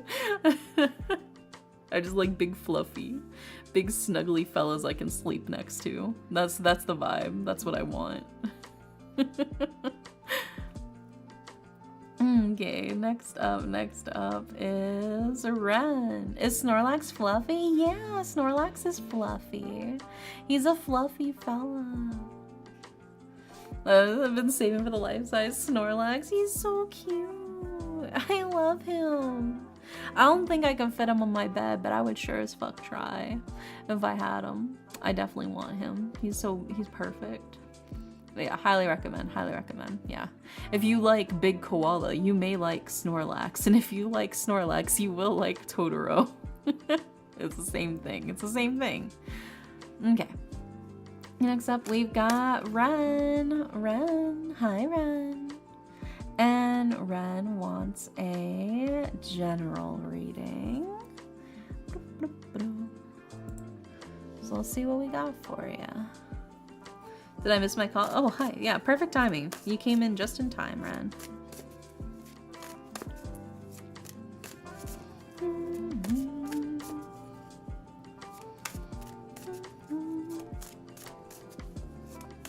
Oh my god, you went to go piss, girl. Let's go, welcome back.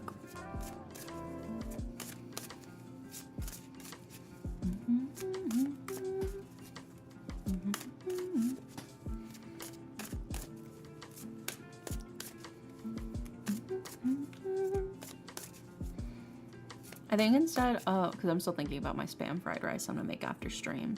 I think instead of mixing in a scrambled egg into the rice, I think I'm gonna leave the egg out so then I can make a fried egg to go on top so I can have the runny yolk that I can mix in with the rice. That's my favorite.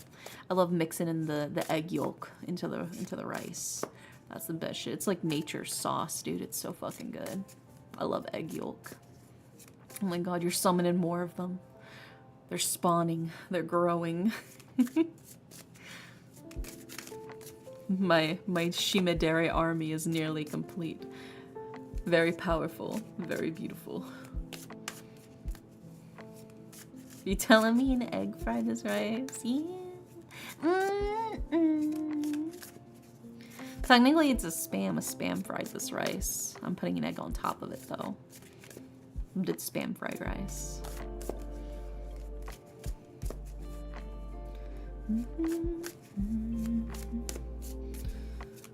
Alright, let's see what we got for you, Ren.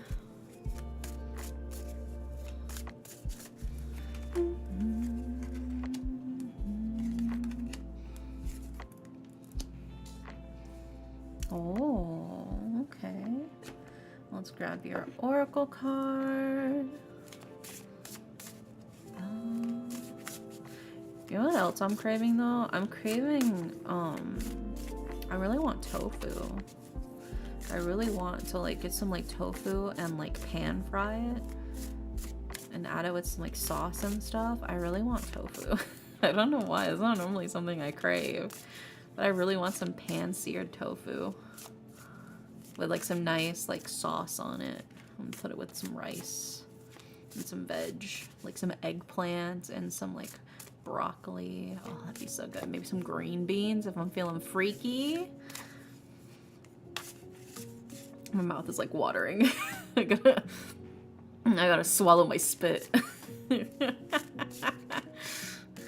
That made me so hungry. My spit glands going crazy in my mouth right now at the thought of that. I don't have any tofu in my fridge though, unfortunately. I would have to buy some if I want some tofu.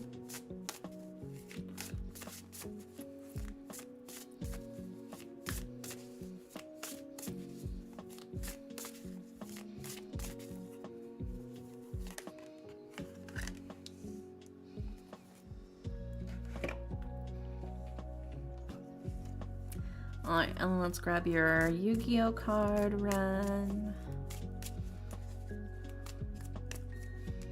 Look at all these little mini bears. Yeah. Look at them go. My lumpfish army is nearly complete. Very beautiful, very powerful.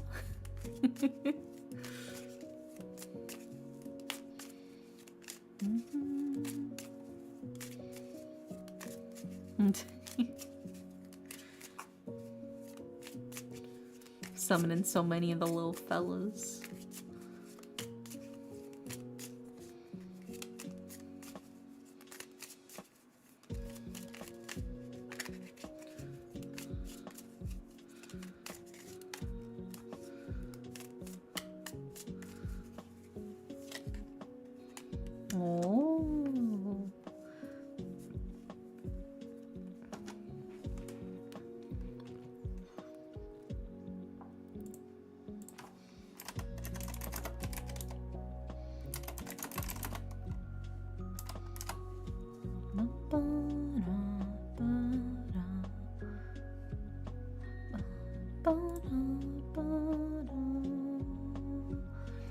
Okay.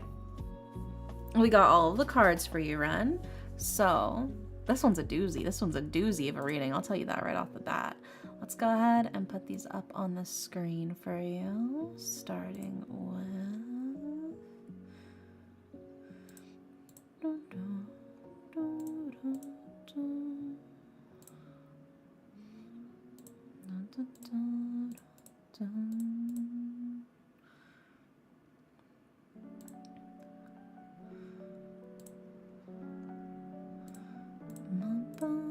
All right, Ren. So, in order of left to right, we have Death, we have the Fool, we have the Eight of Swords, and then for your Oracle card, we have Leaves, like the leaves on a plant, the leaves on a tree.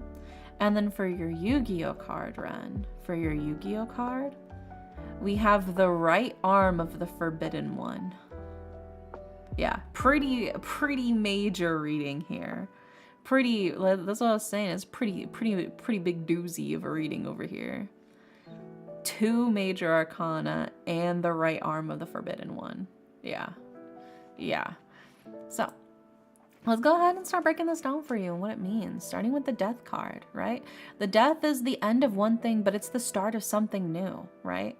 One thing has come to an end, yes. But because it's ending, that gives you the opportunity to clear away the past, to let go of old hurts, to transform and have a proper rebirth, to have the chance for something new. That's your new beginning. It's like a phoenix rising from the ashes, right? And that feels especially emphasized with the fact that you have the Fool card here, right?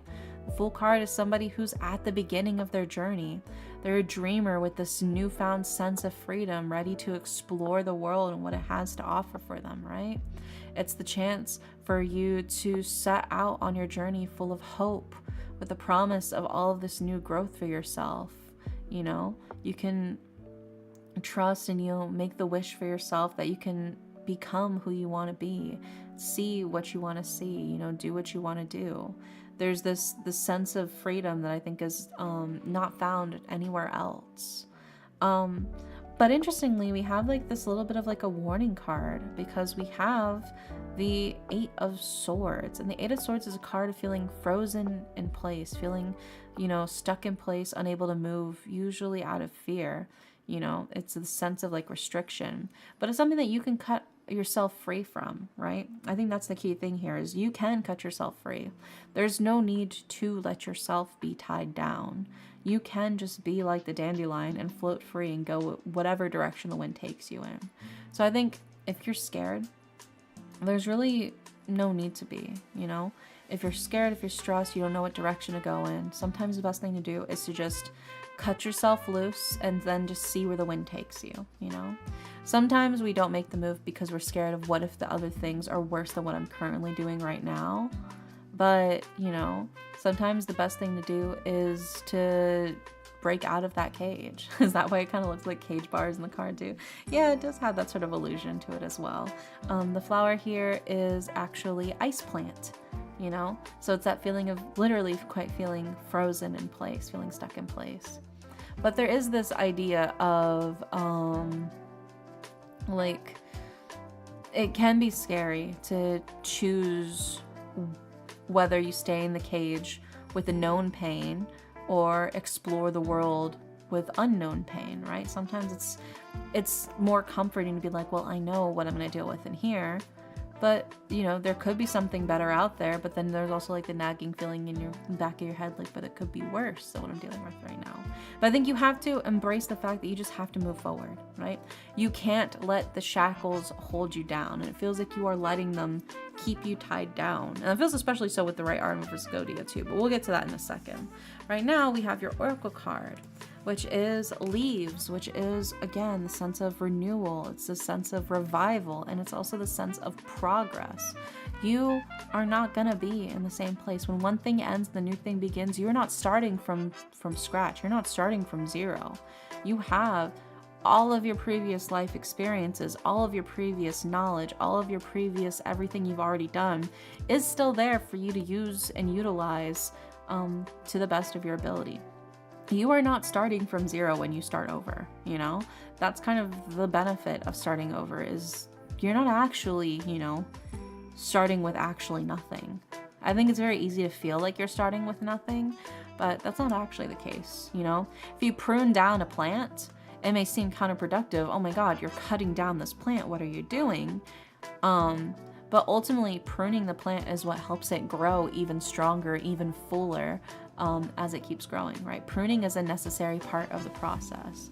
And it feels like this is your chance for you to prune and to use that chance to sort of give yourself bigger and fuller leaves, you know? And then that brings us to your Yu-Gi-Oh card. The right arm of the forbidden one. A forbidden right arm sealed by magic. Whosoever breaks this seal will know infinite power. Right? He's sealed. He's shackled right now. He's got the fucking chains on him, right? He's wearing that golden chain drip, but it's holding him back, you know? In layman's terms, this life is chalked, but when you isekai, you're gonna get your OP ability. Please do not let Truck-kun navigate what you do, okay?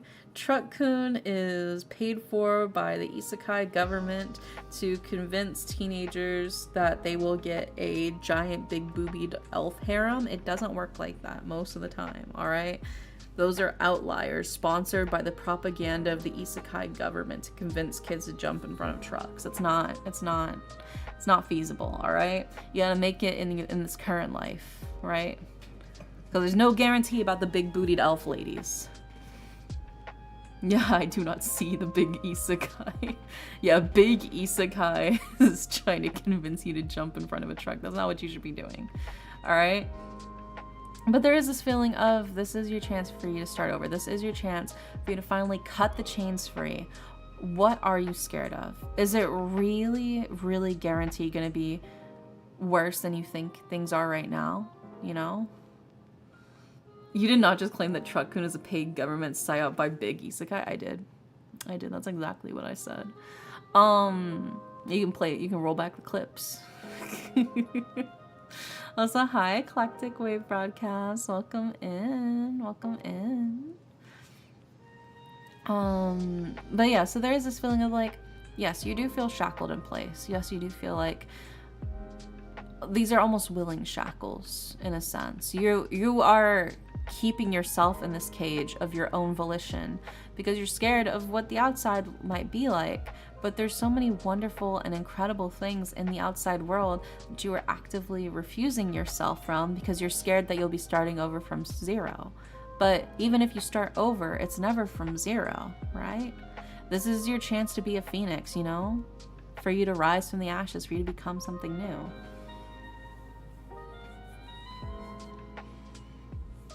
But there you go. I hope that helps, Ron. Maybe that gives you some reassurance. It can be scary, I think, to break out of your shackles and to leave the cage.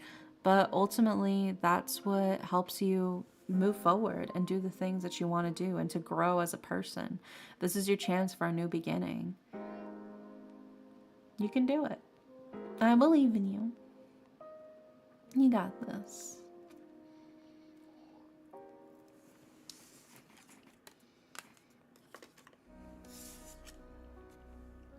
It does. I was debating taking a step forward, but I was literally frozen in place. Yeah. It can be tough. It can be really tough. And it can be really scary to be like, well, what if I just lose everything, right? But sometimes that it is a risk, you know? But it's a risk you have to take if you want to move forward. If you're so scared that your next step is technically a pitfall, you know, then you'll never make any progress because you'll never take the next step. And then you just gotta trust, you know? You've got the community to help, you know, you can lean on. So whenever you do fall, they'll help pick you back up so you can keep moving forward. That's sort of the key thing there. Hey there, help. Help with what? What's going on over there?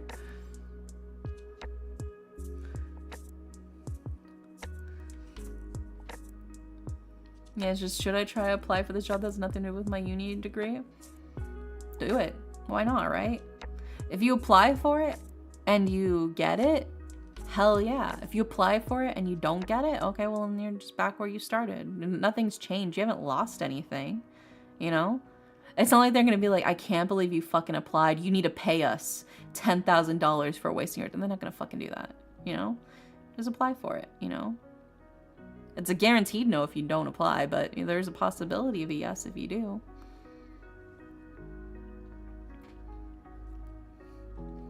Okay, next up we've got CJ.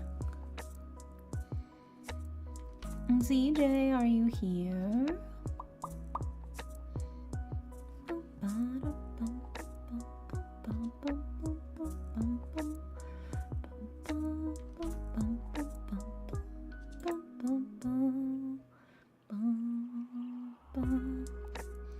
Is CJ here or did CJ disappear?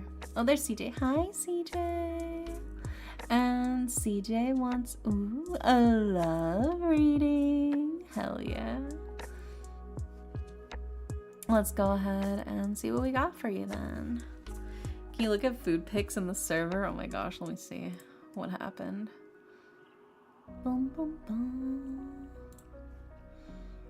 Let me check out the Discord. Food pic, Yomino.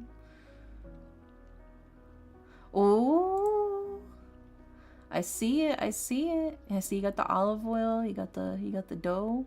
Now you just gotta plop the dough in there. You know, stretch it to fit in the pan. Then you dimple it and you top it with a little more oil on top and all that good stuff. And you slap it in there. Is that too much dough for one tray? I think it'll be fine. I feel like it'll be okay. I mean, what were the dimensions for the tray in the recipe? Is that the same dimensions? But also think, whenever you move it from the bowl into the tray and stuff like that, you are going to be knocking a lot of the air out of it. That is something to consider. It's probably big right now because it's full of air. You're going to be knocking a lot of that air out whenever you press it into the pan. It didn't have dimensions. I feel like you'll be fine. I'd say if it goes all the way to the very top, then it might be something to worry about. But if it's like halfway or 3/4 of the way up, then you'll be fine. Because it's still gonna proof, but once it proofs before you stick it into the actual oven, it won't be that big of like a giant rise or anything like that.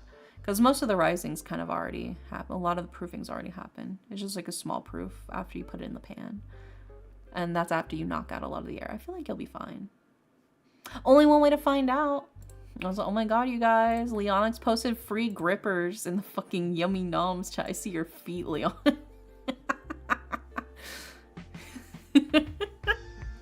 Anyways. Back to the reading. We're doing CJ's reading.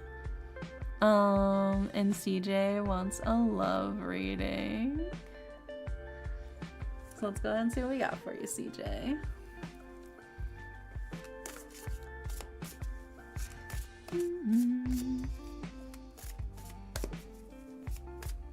You're getting called out for the free grippers. Yeah, I see them. I see them. You tried to hide them. You couldn't hide them. You got your bare ass toes out on the screen. Fucking harlot.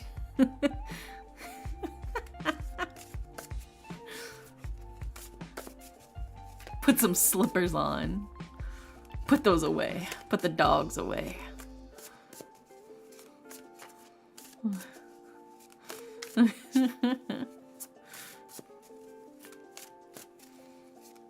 gotta charge for those dogs. I know, for free? For free? It'd be like that sometimes. What do you mean I knew it? What are you saying? I knew you'd call me out for that. Of course I would. Why wouldn't I, dude? You got your whole ass toesy woesies out on there. I got all 10 of the little piggies going to the market right there. You know how it is. Maybe you should have censored it. Maybe you should put a sticker over your feet before you post it. So as I took the picture, I was like, this motherfucker. Yeah. Yeah. It's okay, Leonix. It'll be Daijoubu. Someone's gonna say something about my feet. Yeah. Well, maybe you should have censored them. We should have done it like a manga, like the hentai censoring where it's like pixelated and shit. That would have been funny. Or you put like the little black bars over each of the toes. Like they censor dicks in the manga. You could do that. There's a lot of different varieties of ways you could do that, you know?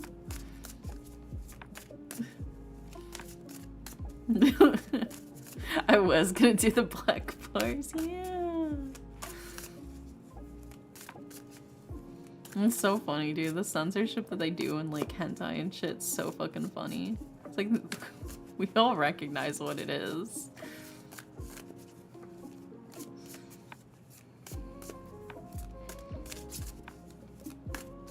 Well, let's see what we got for CJ's love reading.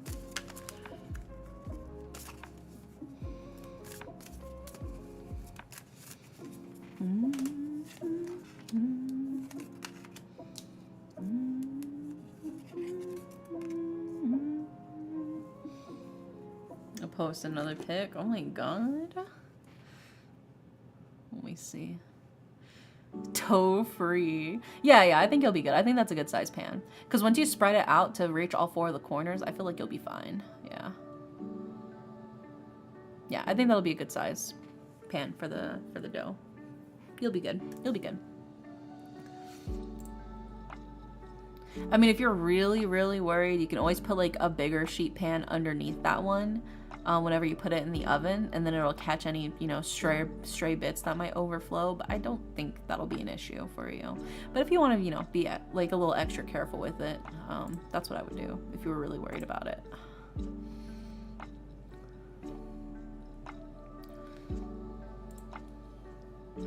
Alright, let's put these cards up on the screen. Oh wait, I gotta pull the Oracle card and the Yu-Gi-Oh card for CJ as well. Got a little distracted.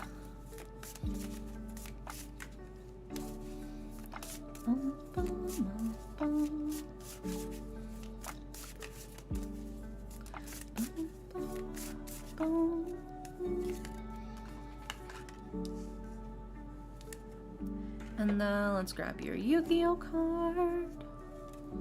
What we got for you?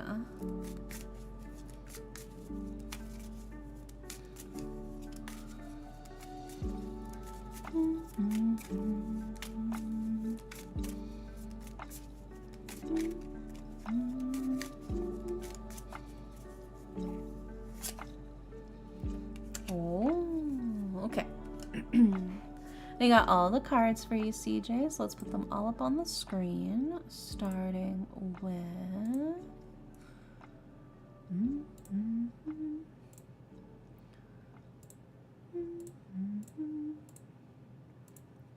And then we've got...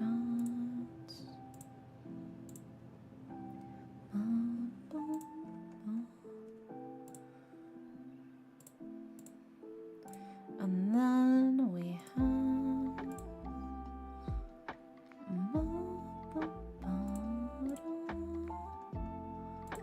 There we go. All right. We got all the cards, so in order of left to right, CJ, for your love reading. In order of left to right, we have the 6 of Swords. We have the reverse 10 of Cups. And we have the reverse Death card. And then for your Oracle card, we have tend, like tending to a garden. And then for your Yu-Gi-Oh card, we have the Gyakugire Panda.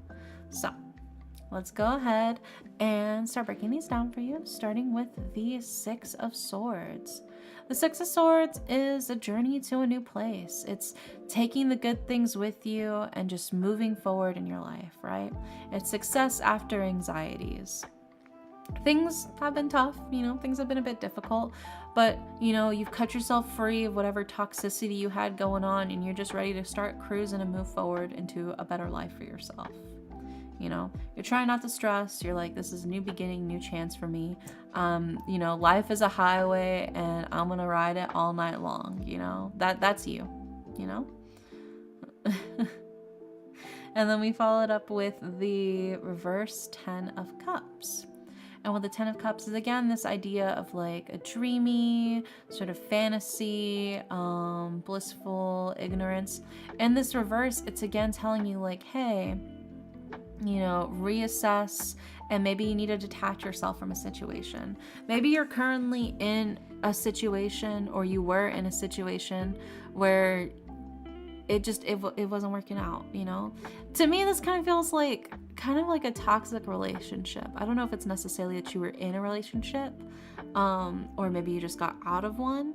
But whatever the case is with this, as well as the reverse the reverse Death card, to me, this low-key kind of reads like you going back to an ex. Do not go back to your ex. Also, hi, Raku. Welcome in. welcome in, Raiders. How are you guys? You were playing Risk of Rain. Let's go. Oh my god, we were just talking about feet earlier. You missed it, Raku. We were talking about toes. You missed it. Oh, it's okay. It's okay. Also, welcome in. Welcome in. Thank you so much for the follow, Anya. How are you? I'm doing good. I'm doing good. We're chilling. We're chilling. We're vibing. We're having a good time. We're doing tarot readings. Also, Silver Phoenix, thank you so much for the follow as well. Welcome in.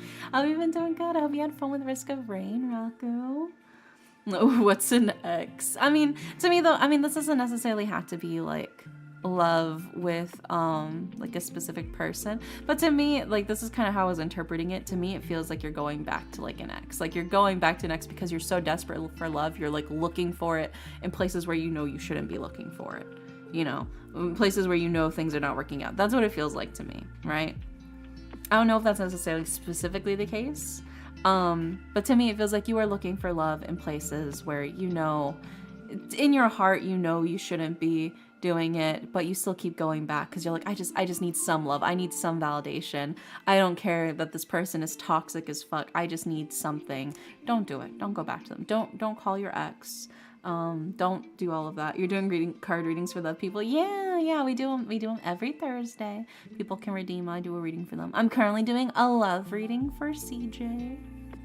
But to me, that's how it reads. Is like, it feels like you are so desperate for love. You are going to the places where you kind of know in your heart are not good for you in search of this love. Don't go there. And in this case, it could be an ex, but it could also just be just going anywhere where you know you're not going to get it, or it's not worth it, or it's not healthy, right? We also followed up with your oracle card, which is tend, like tending to a garden, right? It's maintenance, it's encouragement, and it's guidance, right? You plant the seeds for love, you know? You build the profile, you put yourself out there, you go on blind dates, you go on first dates, whatever the case might be. That's planting the seed for love. But there's more than just planting the seed. You have to tend to it, right? You have to water it every day. You have to go in and pluck up all the weeds that might be growing there, right? You have to mulch around the area. You have to keep an eye on it, you know, make sure that it's growing well. You can't just leave it there and forget about it. If you want love, you have to actively encourage and build and nurture that love, right? So, you know, setting up the Tinder profile is step one, but then you have to swipe on people, then you have to talk to people, then you have to set up the date, then you have to actually go on the date, then you have to, you know, continue to communicate with them to build the connection further. I'm saying Tinder as an example. You don't have to do Tinder. I'm just throwing it out there. You could just go to like a I don't know, go to a fucking anime convention. Get some pussy at an anime convention, dude. That shit mad crazy. It's good. There are definitely people who hook up at anime conventions, 1000%. Have you ever been to the fucking rave after parties at anime conventions? Those people get freaky. But I mean, my point still stands. Go into an area where you can open up a conversation for yourself. Those are wild times. Yeah. There's a reason why there's 18 plus after parties at conventions. I'm just saying. But I think it is something where you have to tend the garden, right? You've planted the seeds, you put yourself out there. That is step one. But step two is, you know, building upon it, nurturing it, watering it, you know, weeding it, all that good stuff. I think that's the next step for you right there. I might have to investigate the Helionics, like, oh shit, let me get into one of those. And then we've got your Yu-Gi-Oh card, which is Gyakugire Panda. Increase the attack of this card by 500 points for each monster on your opponent's side of the field. When this card attacks with an attack that is higher than the defense of your opponent's defense position monster, inflict the difference as battle damage to your opponent's life points, right? Sometimes you gotta be a little unorthodox with it.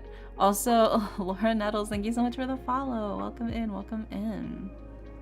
So there is this feeling of, you know, if you build yourself up and you strengthen yourself and you solidify your status and your abilities, eventually you are going to tear down those defenses. You are going to just start oozing your riz. You're going to start oozing that charisma, right? So I would say the best thing for you to do is, right, you started on your journey, but you still got to tend to it. You still got to build it up, you know? Do what makes you feel good too. Because I tell you, when you get a fresh haircut and a fit that you feel fucking hot as shit in, and you go out, people can feel like, oh, this person is hot. Because like the confidence of feeling like you're hot, it radiates off of you, and then other people perceive you as hot, you know? If you go out there in the same fit, but you don't feel confident in yourself, people are gonna be like, oh, yeah, I guess they're nice or whatever. You need to do what makes you feel like you are hot as fuck. Maybe that's skincare, man. Maybe that's, you know, you start doing like some skincare, you just get a haircut, you freshen up for yourself. You need to do things where when you look in the mirror and you look at yourself, you're like, hell yeah, man, this looks good as fuck. Hell yeah. That's what I need you to do for yourself. This is gonna rub off, you know? When girls do their makeup for dates, they're doing it so they can feel cute. Right? They're doing it so they can feel cute because they want to feel and look cute. And then you see them and they're like, and you're like, oh fuck, they look cute as hell because they're acting cute, because they feel cute, because they put on the makeup that makes them feel cute, you know? That's what I'm saying. You gotta do something that makes you feel cute, man. Maybe it's Maybelline, not sponsored, yeah. Yeah, they'll be like, damn, this guy fucks. But like, that's the thing though, is you have to do these rituals for yourself.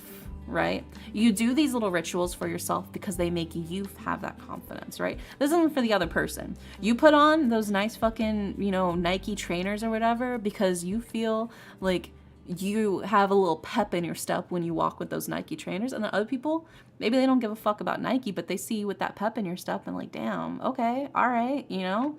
You look pretty sick as hell, you know?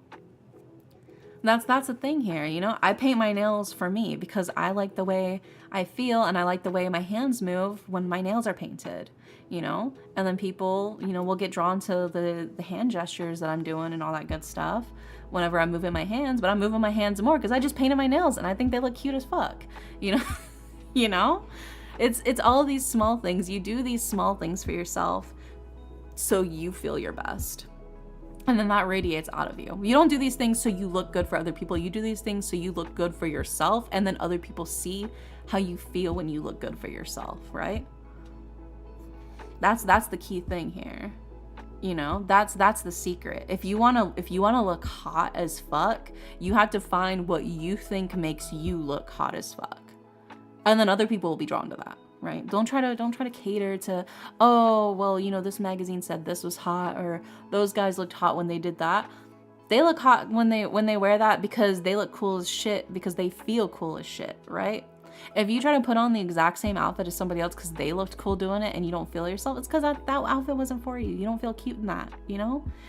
If you feel your absolute best, you know, wearing something in a specific style, you're gonna feel awkward when you wear something that's not in that style. But it's a matter of presenting yourself in a way where you're like, hell yes, I look perfect, you know? If you wear a black mini skirt and you're like, oh yeah, I look hot as fuck in that, you're gonna be strutting so hard in that black mini skirt, you will be turning heads. But if you feel awkward as fuck wearing the black mini skirt, everyone's gonna be like, that dude looks like he's awkward as fuck in that black mini skirt, and it's not gonna work, right? The key thing here is how you feel when you wear it, you know? Then you start getting the proper skincare and makeup, dude, hell yeah. Femboy era, enter your femboy era. But I mean, that's the thing though, is you gotta do what makes you feel good. I'm built like a femboy, I'm okay with that. For real, good skincare will get you so far. Get a daily moisturizer for your face, right? There's a difference between a normal moisturizer for your body and a moisturizer for your face. Get a face moisturizer. So welcome in, Indigo. Welcome in. And Zelfar, thank you both of you for the raid. Welcome in. Hope you guys are doing good. Yeah, welcome in. How are you guys? You were playing Repo? Oh my gosh, that sounds like so much fun. Hell yeah. But yeah, I mean, if you want basic skincare, right? You need a facial moisturizer. You need a facial cleanser. I would recommend personally, I like the Neutrogena, like Hydro Cleanse, whatever that is. It's like a blue bottle. The Neutrogena is very gentle on a bunch of different skin types, so it's really nice. really solid hydrating cleanser. You put your moisturizer on, and sunscreen. Get face sunscreen. If you do just those 3 things, if you can just do those 3 things for your face, for your skin, it is going to help your skin so much. Genuinely, it is huge for taking care of your skin. Just washing your face, hydrating your face, and sunscreen. If you can just do those 3 things, you are spot on with skincare. The other stuff is optional, extra little tidbits you can do. But if you do those 3, I guarantee your skin is gonna be in much better condition than it is right now. I'm not saying it'll be perfect, because it's very hard to get perfect skin, and most people, that's not even possible to get perfect skin. You know, everyone's gonna have some sort of like imperfection or whatever. But you'll recognize like, oh shit, my skin actually does feel better. My skin actually does look better than it was before. Just doing those 3 things. Just washing it with the face cleanser, hydrating with the facial moisturizer, and putting on sunscreen, you know? Also, take care, Jacob. Thank you so much for hanging out. Good night, Jacob. Sweet dreams. Is that a face or body routine? I mean, that's like the face routine. The body routine should be just like taking a shower when you need to take a shower, and you can like hydrate with like body lotion, you know, especially like on like your joints, like your elbows and your knees and your hands. Those are the best ones to keep hydrated with some lotion and stuff like that. I would hydrate by putting water on my face. That is actually, it's very hard for your skin to just absorb straight water. It needs like specific things in order to help absorb it, you know. They should teach skincare in school. Everyone would pay attention. I feel like it's something that there's a lot of really accessible like articles and like things like that online, but I think the key thing here is to not overload your skin and to slowly build your skincare routine based off of what works for you. Because for a lot of people, some skincare stuff will work really nice for you, but maybe it won't work as well for other people. And some stuff, it won't work for you and it'll cause a reaction in other people, you know? Which is why it's always good to test things before you put it on your face, because your face skin is very delicate. You can do a patch test on your wrist before you use any new products to make sure that you're not going to have an allergic reaction. If you're putting on a face mask, it should not be making your face feel like it's burning. If you put on a face mask and your face feels like it's burning, you need to take it off because you are having an allergic reaction to that skincare product, to whatever is in that skincare product, okay? I'm telling you guys this because the burn is not supposed to happen. It should not really be tingling unless it has like menthol in it or like some sort of mint, right? It should not be tingling. It should not be feeling like that. The most it should feel is like cool. If it feels cool, then okay, yeah, you know. But there should not be any burning. There should not be any tingling. And when you put on a face mask, if it feels that way, you need to take it off immediately and wash off your face. Face burning is bad. Well, there's a lot of people who don't know when they put on a face mask. They're like, oh, it kind of stings a little. Oh, it kind of tingles a little. You know, that's not good. That is not supposed to happen. That's not good for your skin, right? It doesn't mean it's working. It means it's burning. Take it off. You're having an allergic reaction, right?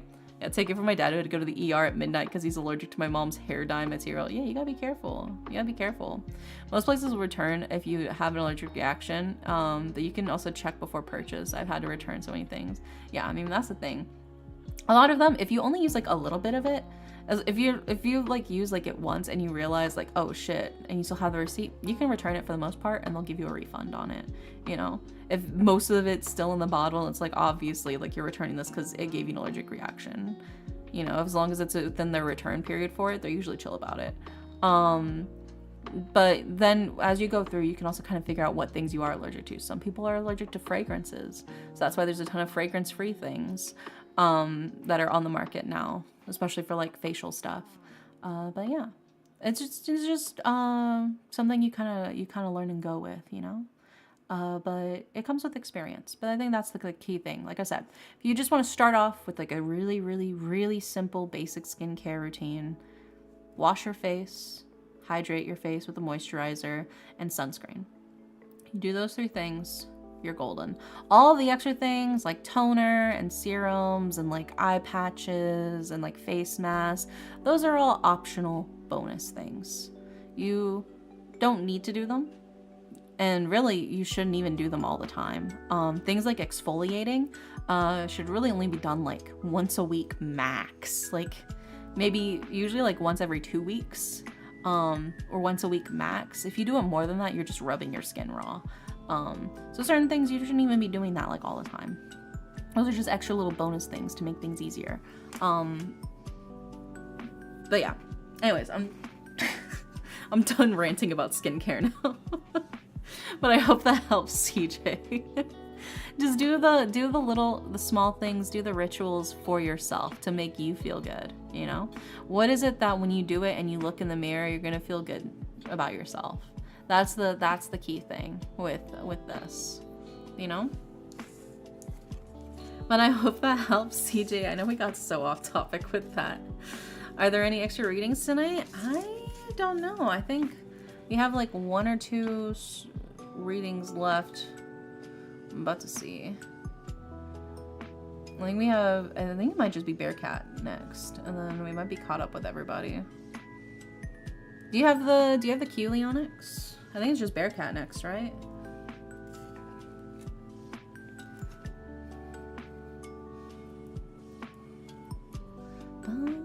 Me, I hope that helps. I hope that helps, CJ. I was hoping to get a post-birthday reading. Oh my gosh. Happy birthday to you. Happy birthday to you. Happy birthday, dear Zalfar Pendrick. Happy birthday to you. Yep, I was the last. Yeah. Alright, well, we got Bearcat up next for the final reading. But I could probably do a reading in DMs for you later, Zelfar, if you want, for your birthday. If you want to just DM me, I'll do that for you later after I make my spam fried rice. False, it is the anniversary of your birthday. Well, that's too long to say. It's the day of your birth. We're not saying it's the year of your birth, but it is the day you were born. It's not the year, you know? Anyway. Bearcat wants a reading about the crush they're developing on someone. So a love reading. Okay. Let's see what we got for you, Bearcat.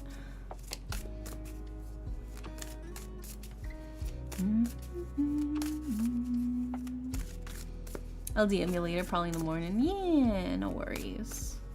Get some rest, Zelfar. I hope you had a good birthday.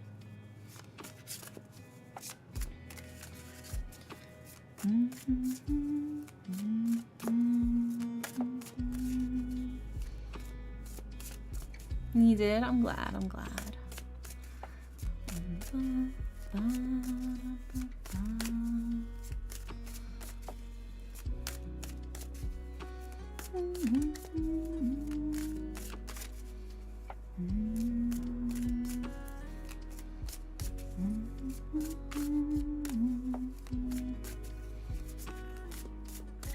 Sorry, I'm peeling a fuck ton of garlic. Oh my god. You know, there's an easy way to peel a lot of garlic, right, Leonix? Get a container that has a lid and put the garlic in there and then just shake the container. And then it'll peel itself. It'll take the shells off. Then you can just pick out the peeled garlic out of there. If you need to peel a lot of garlic, that's the best way to do it. It can be a little loud, but I mean, that's the easy way to peel it. But if you don't need to be quiet, that's the way I'd recommend. Yeah, if you want to see, Leonix is making homemade focaccia bread with garlic confit on top. They posted progress pics and the yummy noms in the Discord channel if you want to see.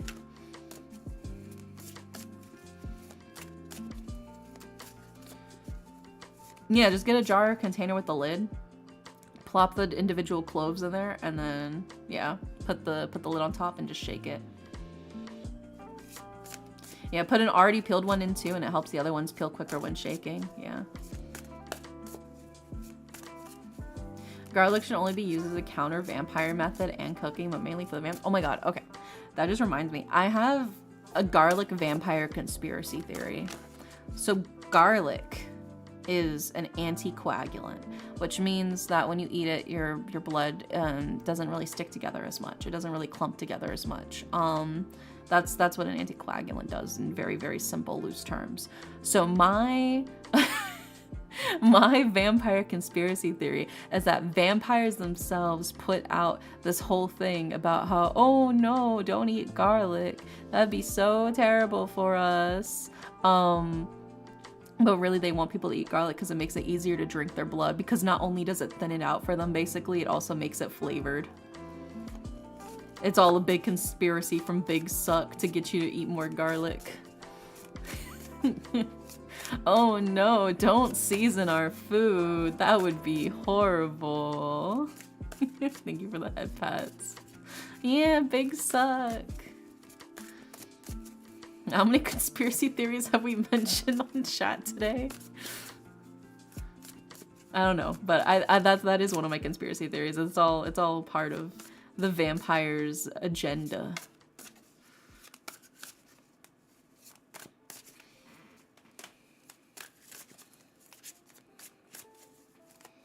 Let's see what we got for you, bear cat. Oh.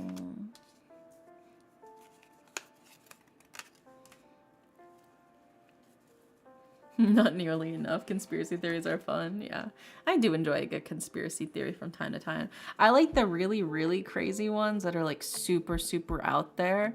Like, where they said, the moon landing was fake and it was, actually like recorded in Hollywood, but it was directed by like fucking Stanley Kubrick, who insisted he wanted it to be as realistic as possible, so they actually shot it on the moon.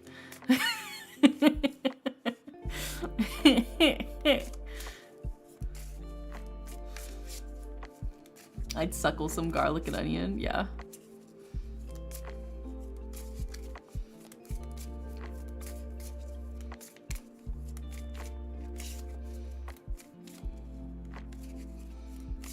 Most conspiracies aren't conspiracies, they just haven't been proven yet. I'm not crazy. I mean, some of them, with like the CIA like fucking declassifying documents, some of them actually do end up being true. It's actually crazy. Like, y'all saw they fucking declassified the JFK files? Bro, that's crazy. Right, I have some good Cajun spices. Oh my god, I miss Cajun spices, dude. I lived in Louisiana for so long, and it's like crab oil season. I keep seeing crab oil everywhere. I'm like, oh, I kind of want it. I miss the flavor. Yeah, good night, Zelfar. Sweet dreams. I want to boil so bad. Honestly, my favorite part of a crab boil isn't even in the crawfish. It's the corn. It's the corn that's been soaking in those juices. That is the best. And go back and visit Louisiana. Yeah, it's banger food. The corn slab. Yeah, the corn's the best part, dude. The corn is absolutely the best part. The crawfish is alright. The crawfish is pretty good. My favorite crawfish dish is actually crawfish etouffee. That is my favorite. Out of any of the crawfish dishes, you can give me crawfish etouffee. That's, oh, so good. You can't go wrong with it. And then the, and the corn, crawfish and pepper soup. That one was like my favorite winter soup. I make a mean gumbo. Oh yeah, I do love gumbo. Especially with potato salad on the side. Oh my god, you're making me so hungry. Stop. You're making me so hungry. Oh my god. But yeah, no, the crawfish, corn, and pepper soup goes so fucking hard. That was like one of my favorite things to drink during winter. You just get like a nice little cup of it. You just sip on it. Oh, so good. So fucking good, dude. That was my favorite. I used to work at Rouse's. And they would sell that there at the Rouse's. So whenever they put that up on the menu, I would get a cup of it for my lunch break. I would eat that. Okay, we got all the cards. I got all the cards for you, Bear. Let's go ahead and put them up on the screen for you. It's okay. It's okay. I'll eat properly once we're finished. Which this is the last reading, so I'll get to eat soon. Soon.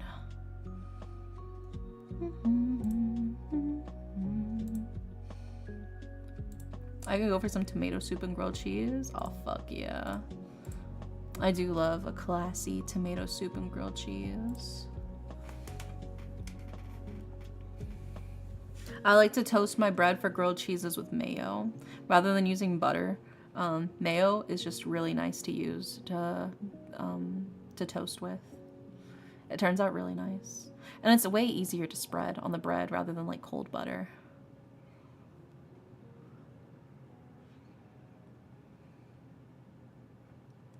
And then we've got...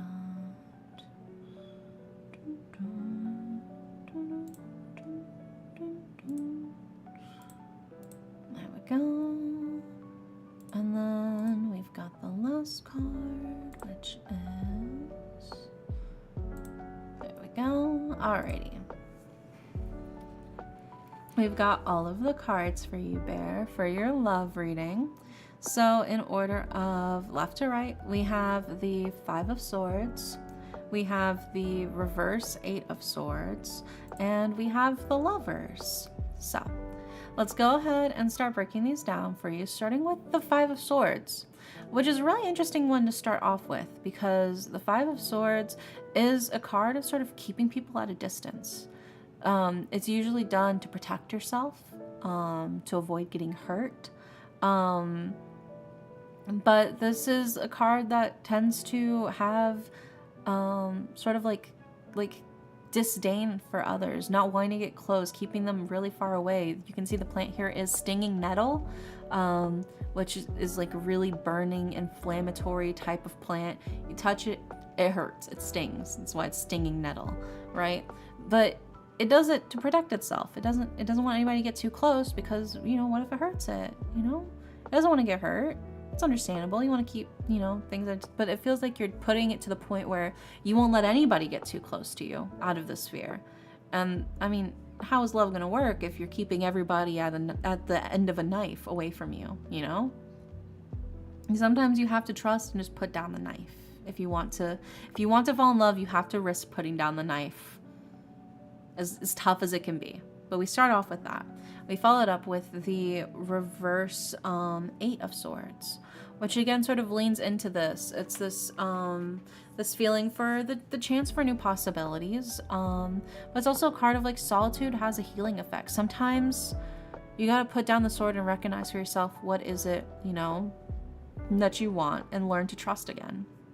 It can be really scary. There are gonna be people who break your trust. But there are also going to be people who don't break your trust, you know?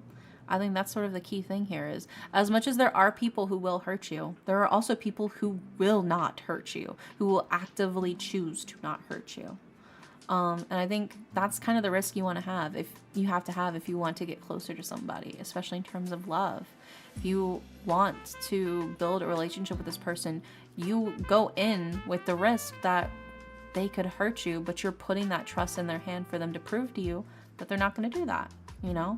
I think that's the scariest part, but it's the most important part is recognizing, you know, like, as terrifying as this is, I'm leaving it in your hands to prove to me, you know, that this is legit, that you're not going to hurt me.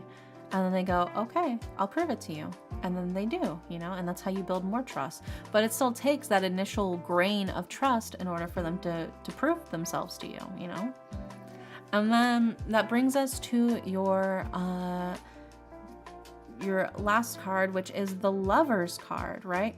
So it feels like this could be a really beneficial relationship for both of you, right? This is a card of like attraction, a card where both parties sort of benefit. It's the sense of like magnetism of two equals, right? The connection of two equals becoming greater than the initial sum of their parts, right? You're already perfectly whole individuals, right? You're not two halves coming together to form a whole. You are two wholes coming together, you know, to make something greater. Rather than two individual flowers on their own, you are now a bouquet of flowers coming together, right? You can see the peonies here. Peonies are a perfect flower, which means they, like botanically, they have both reproductive parts. So there is this idea of like, on your own, you can stand alone on your own, and on their own, they can stand alone on their own. But together, you know, you could be something more. You could be a proper bouquet of two beautifully blossoming flowers. But it's a matter of understanding, you know, that you are your own whole, complete self, sharing that and trusting that with somebody else. But you have to give them that grain of trust in order for them to prove it to you, you know?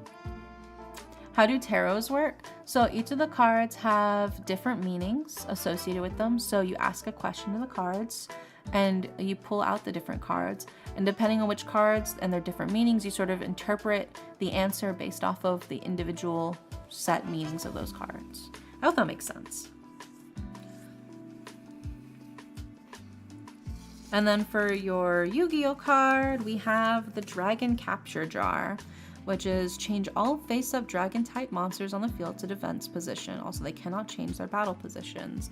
So again, it feels like you really are like on high alert, on high defense, keeping everything as far away as possible. It feels like you got like your knife pointed out. You're like, I don't want anybody to get too close. I want them to get close, but I don't want them to get close. You're like that dog with like the ball is like no take, only throw. He's like holding the ball in his mouth and he wants the owner to play fetch. He's like, no take, only fetch. And I was like, he can't throw it for you if you don't give it to him. You know? It's the same thing, but with love, you know? I think sometimes you have to be willing to take the risk that this person could hurt you if you want to be proven wrong, you know? That's sort of the key thing here. So is it worth it to you to let down your guard, to let them prove you wrong, that they're not going to hurt you? I think that's something ultimately up to you just to decide. But it is something to think about, you know? Are you giving them the chance to actually prove themselves? How do I get cards? Well, this is currently the last reading of the night. The big herd, sheesh, this all fits very well. Been on a big 5-year break after being hurt pretty bad for a while. Kept everyone away, but recently been coming out of my shell and found this really nice connection. I'm excited, but still nervous. I mean, I think the thing is you have to recognize this is not the same person who hurt you.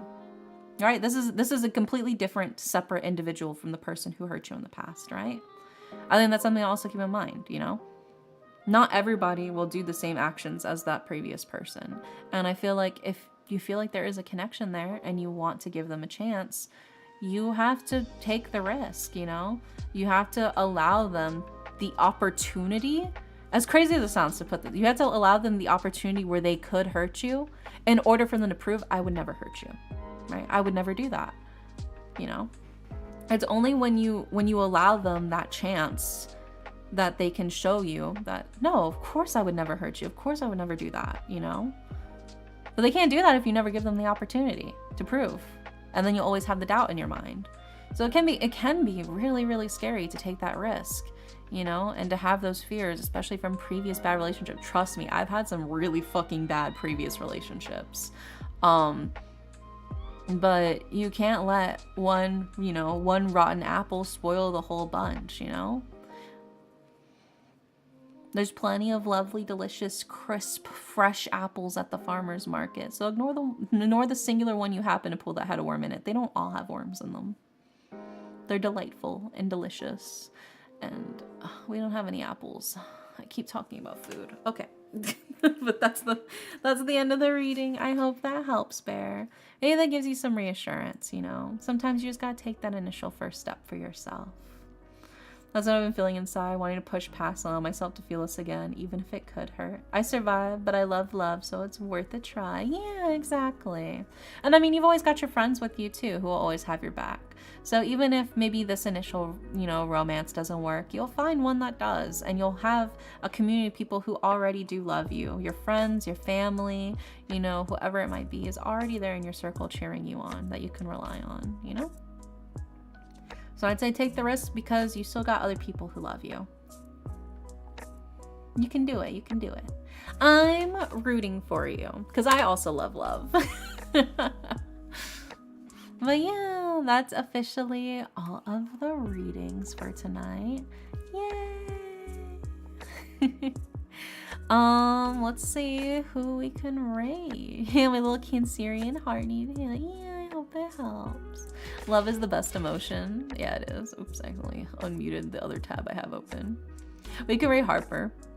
Harper's playing Monster Hunter. That seems fun. We'll probably do that.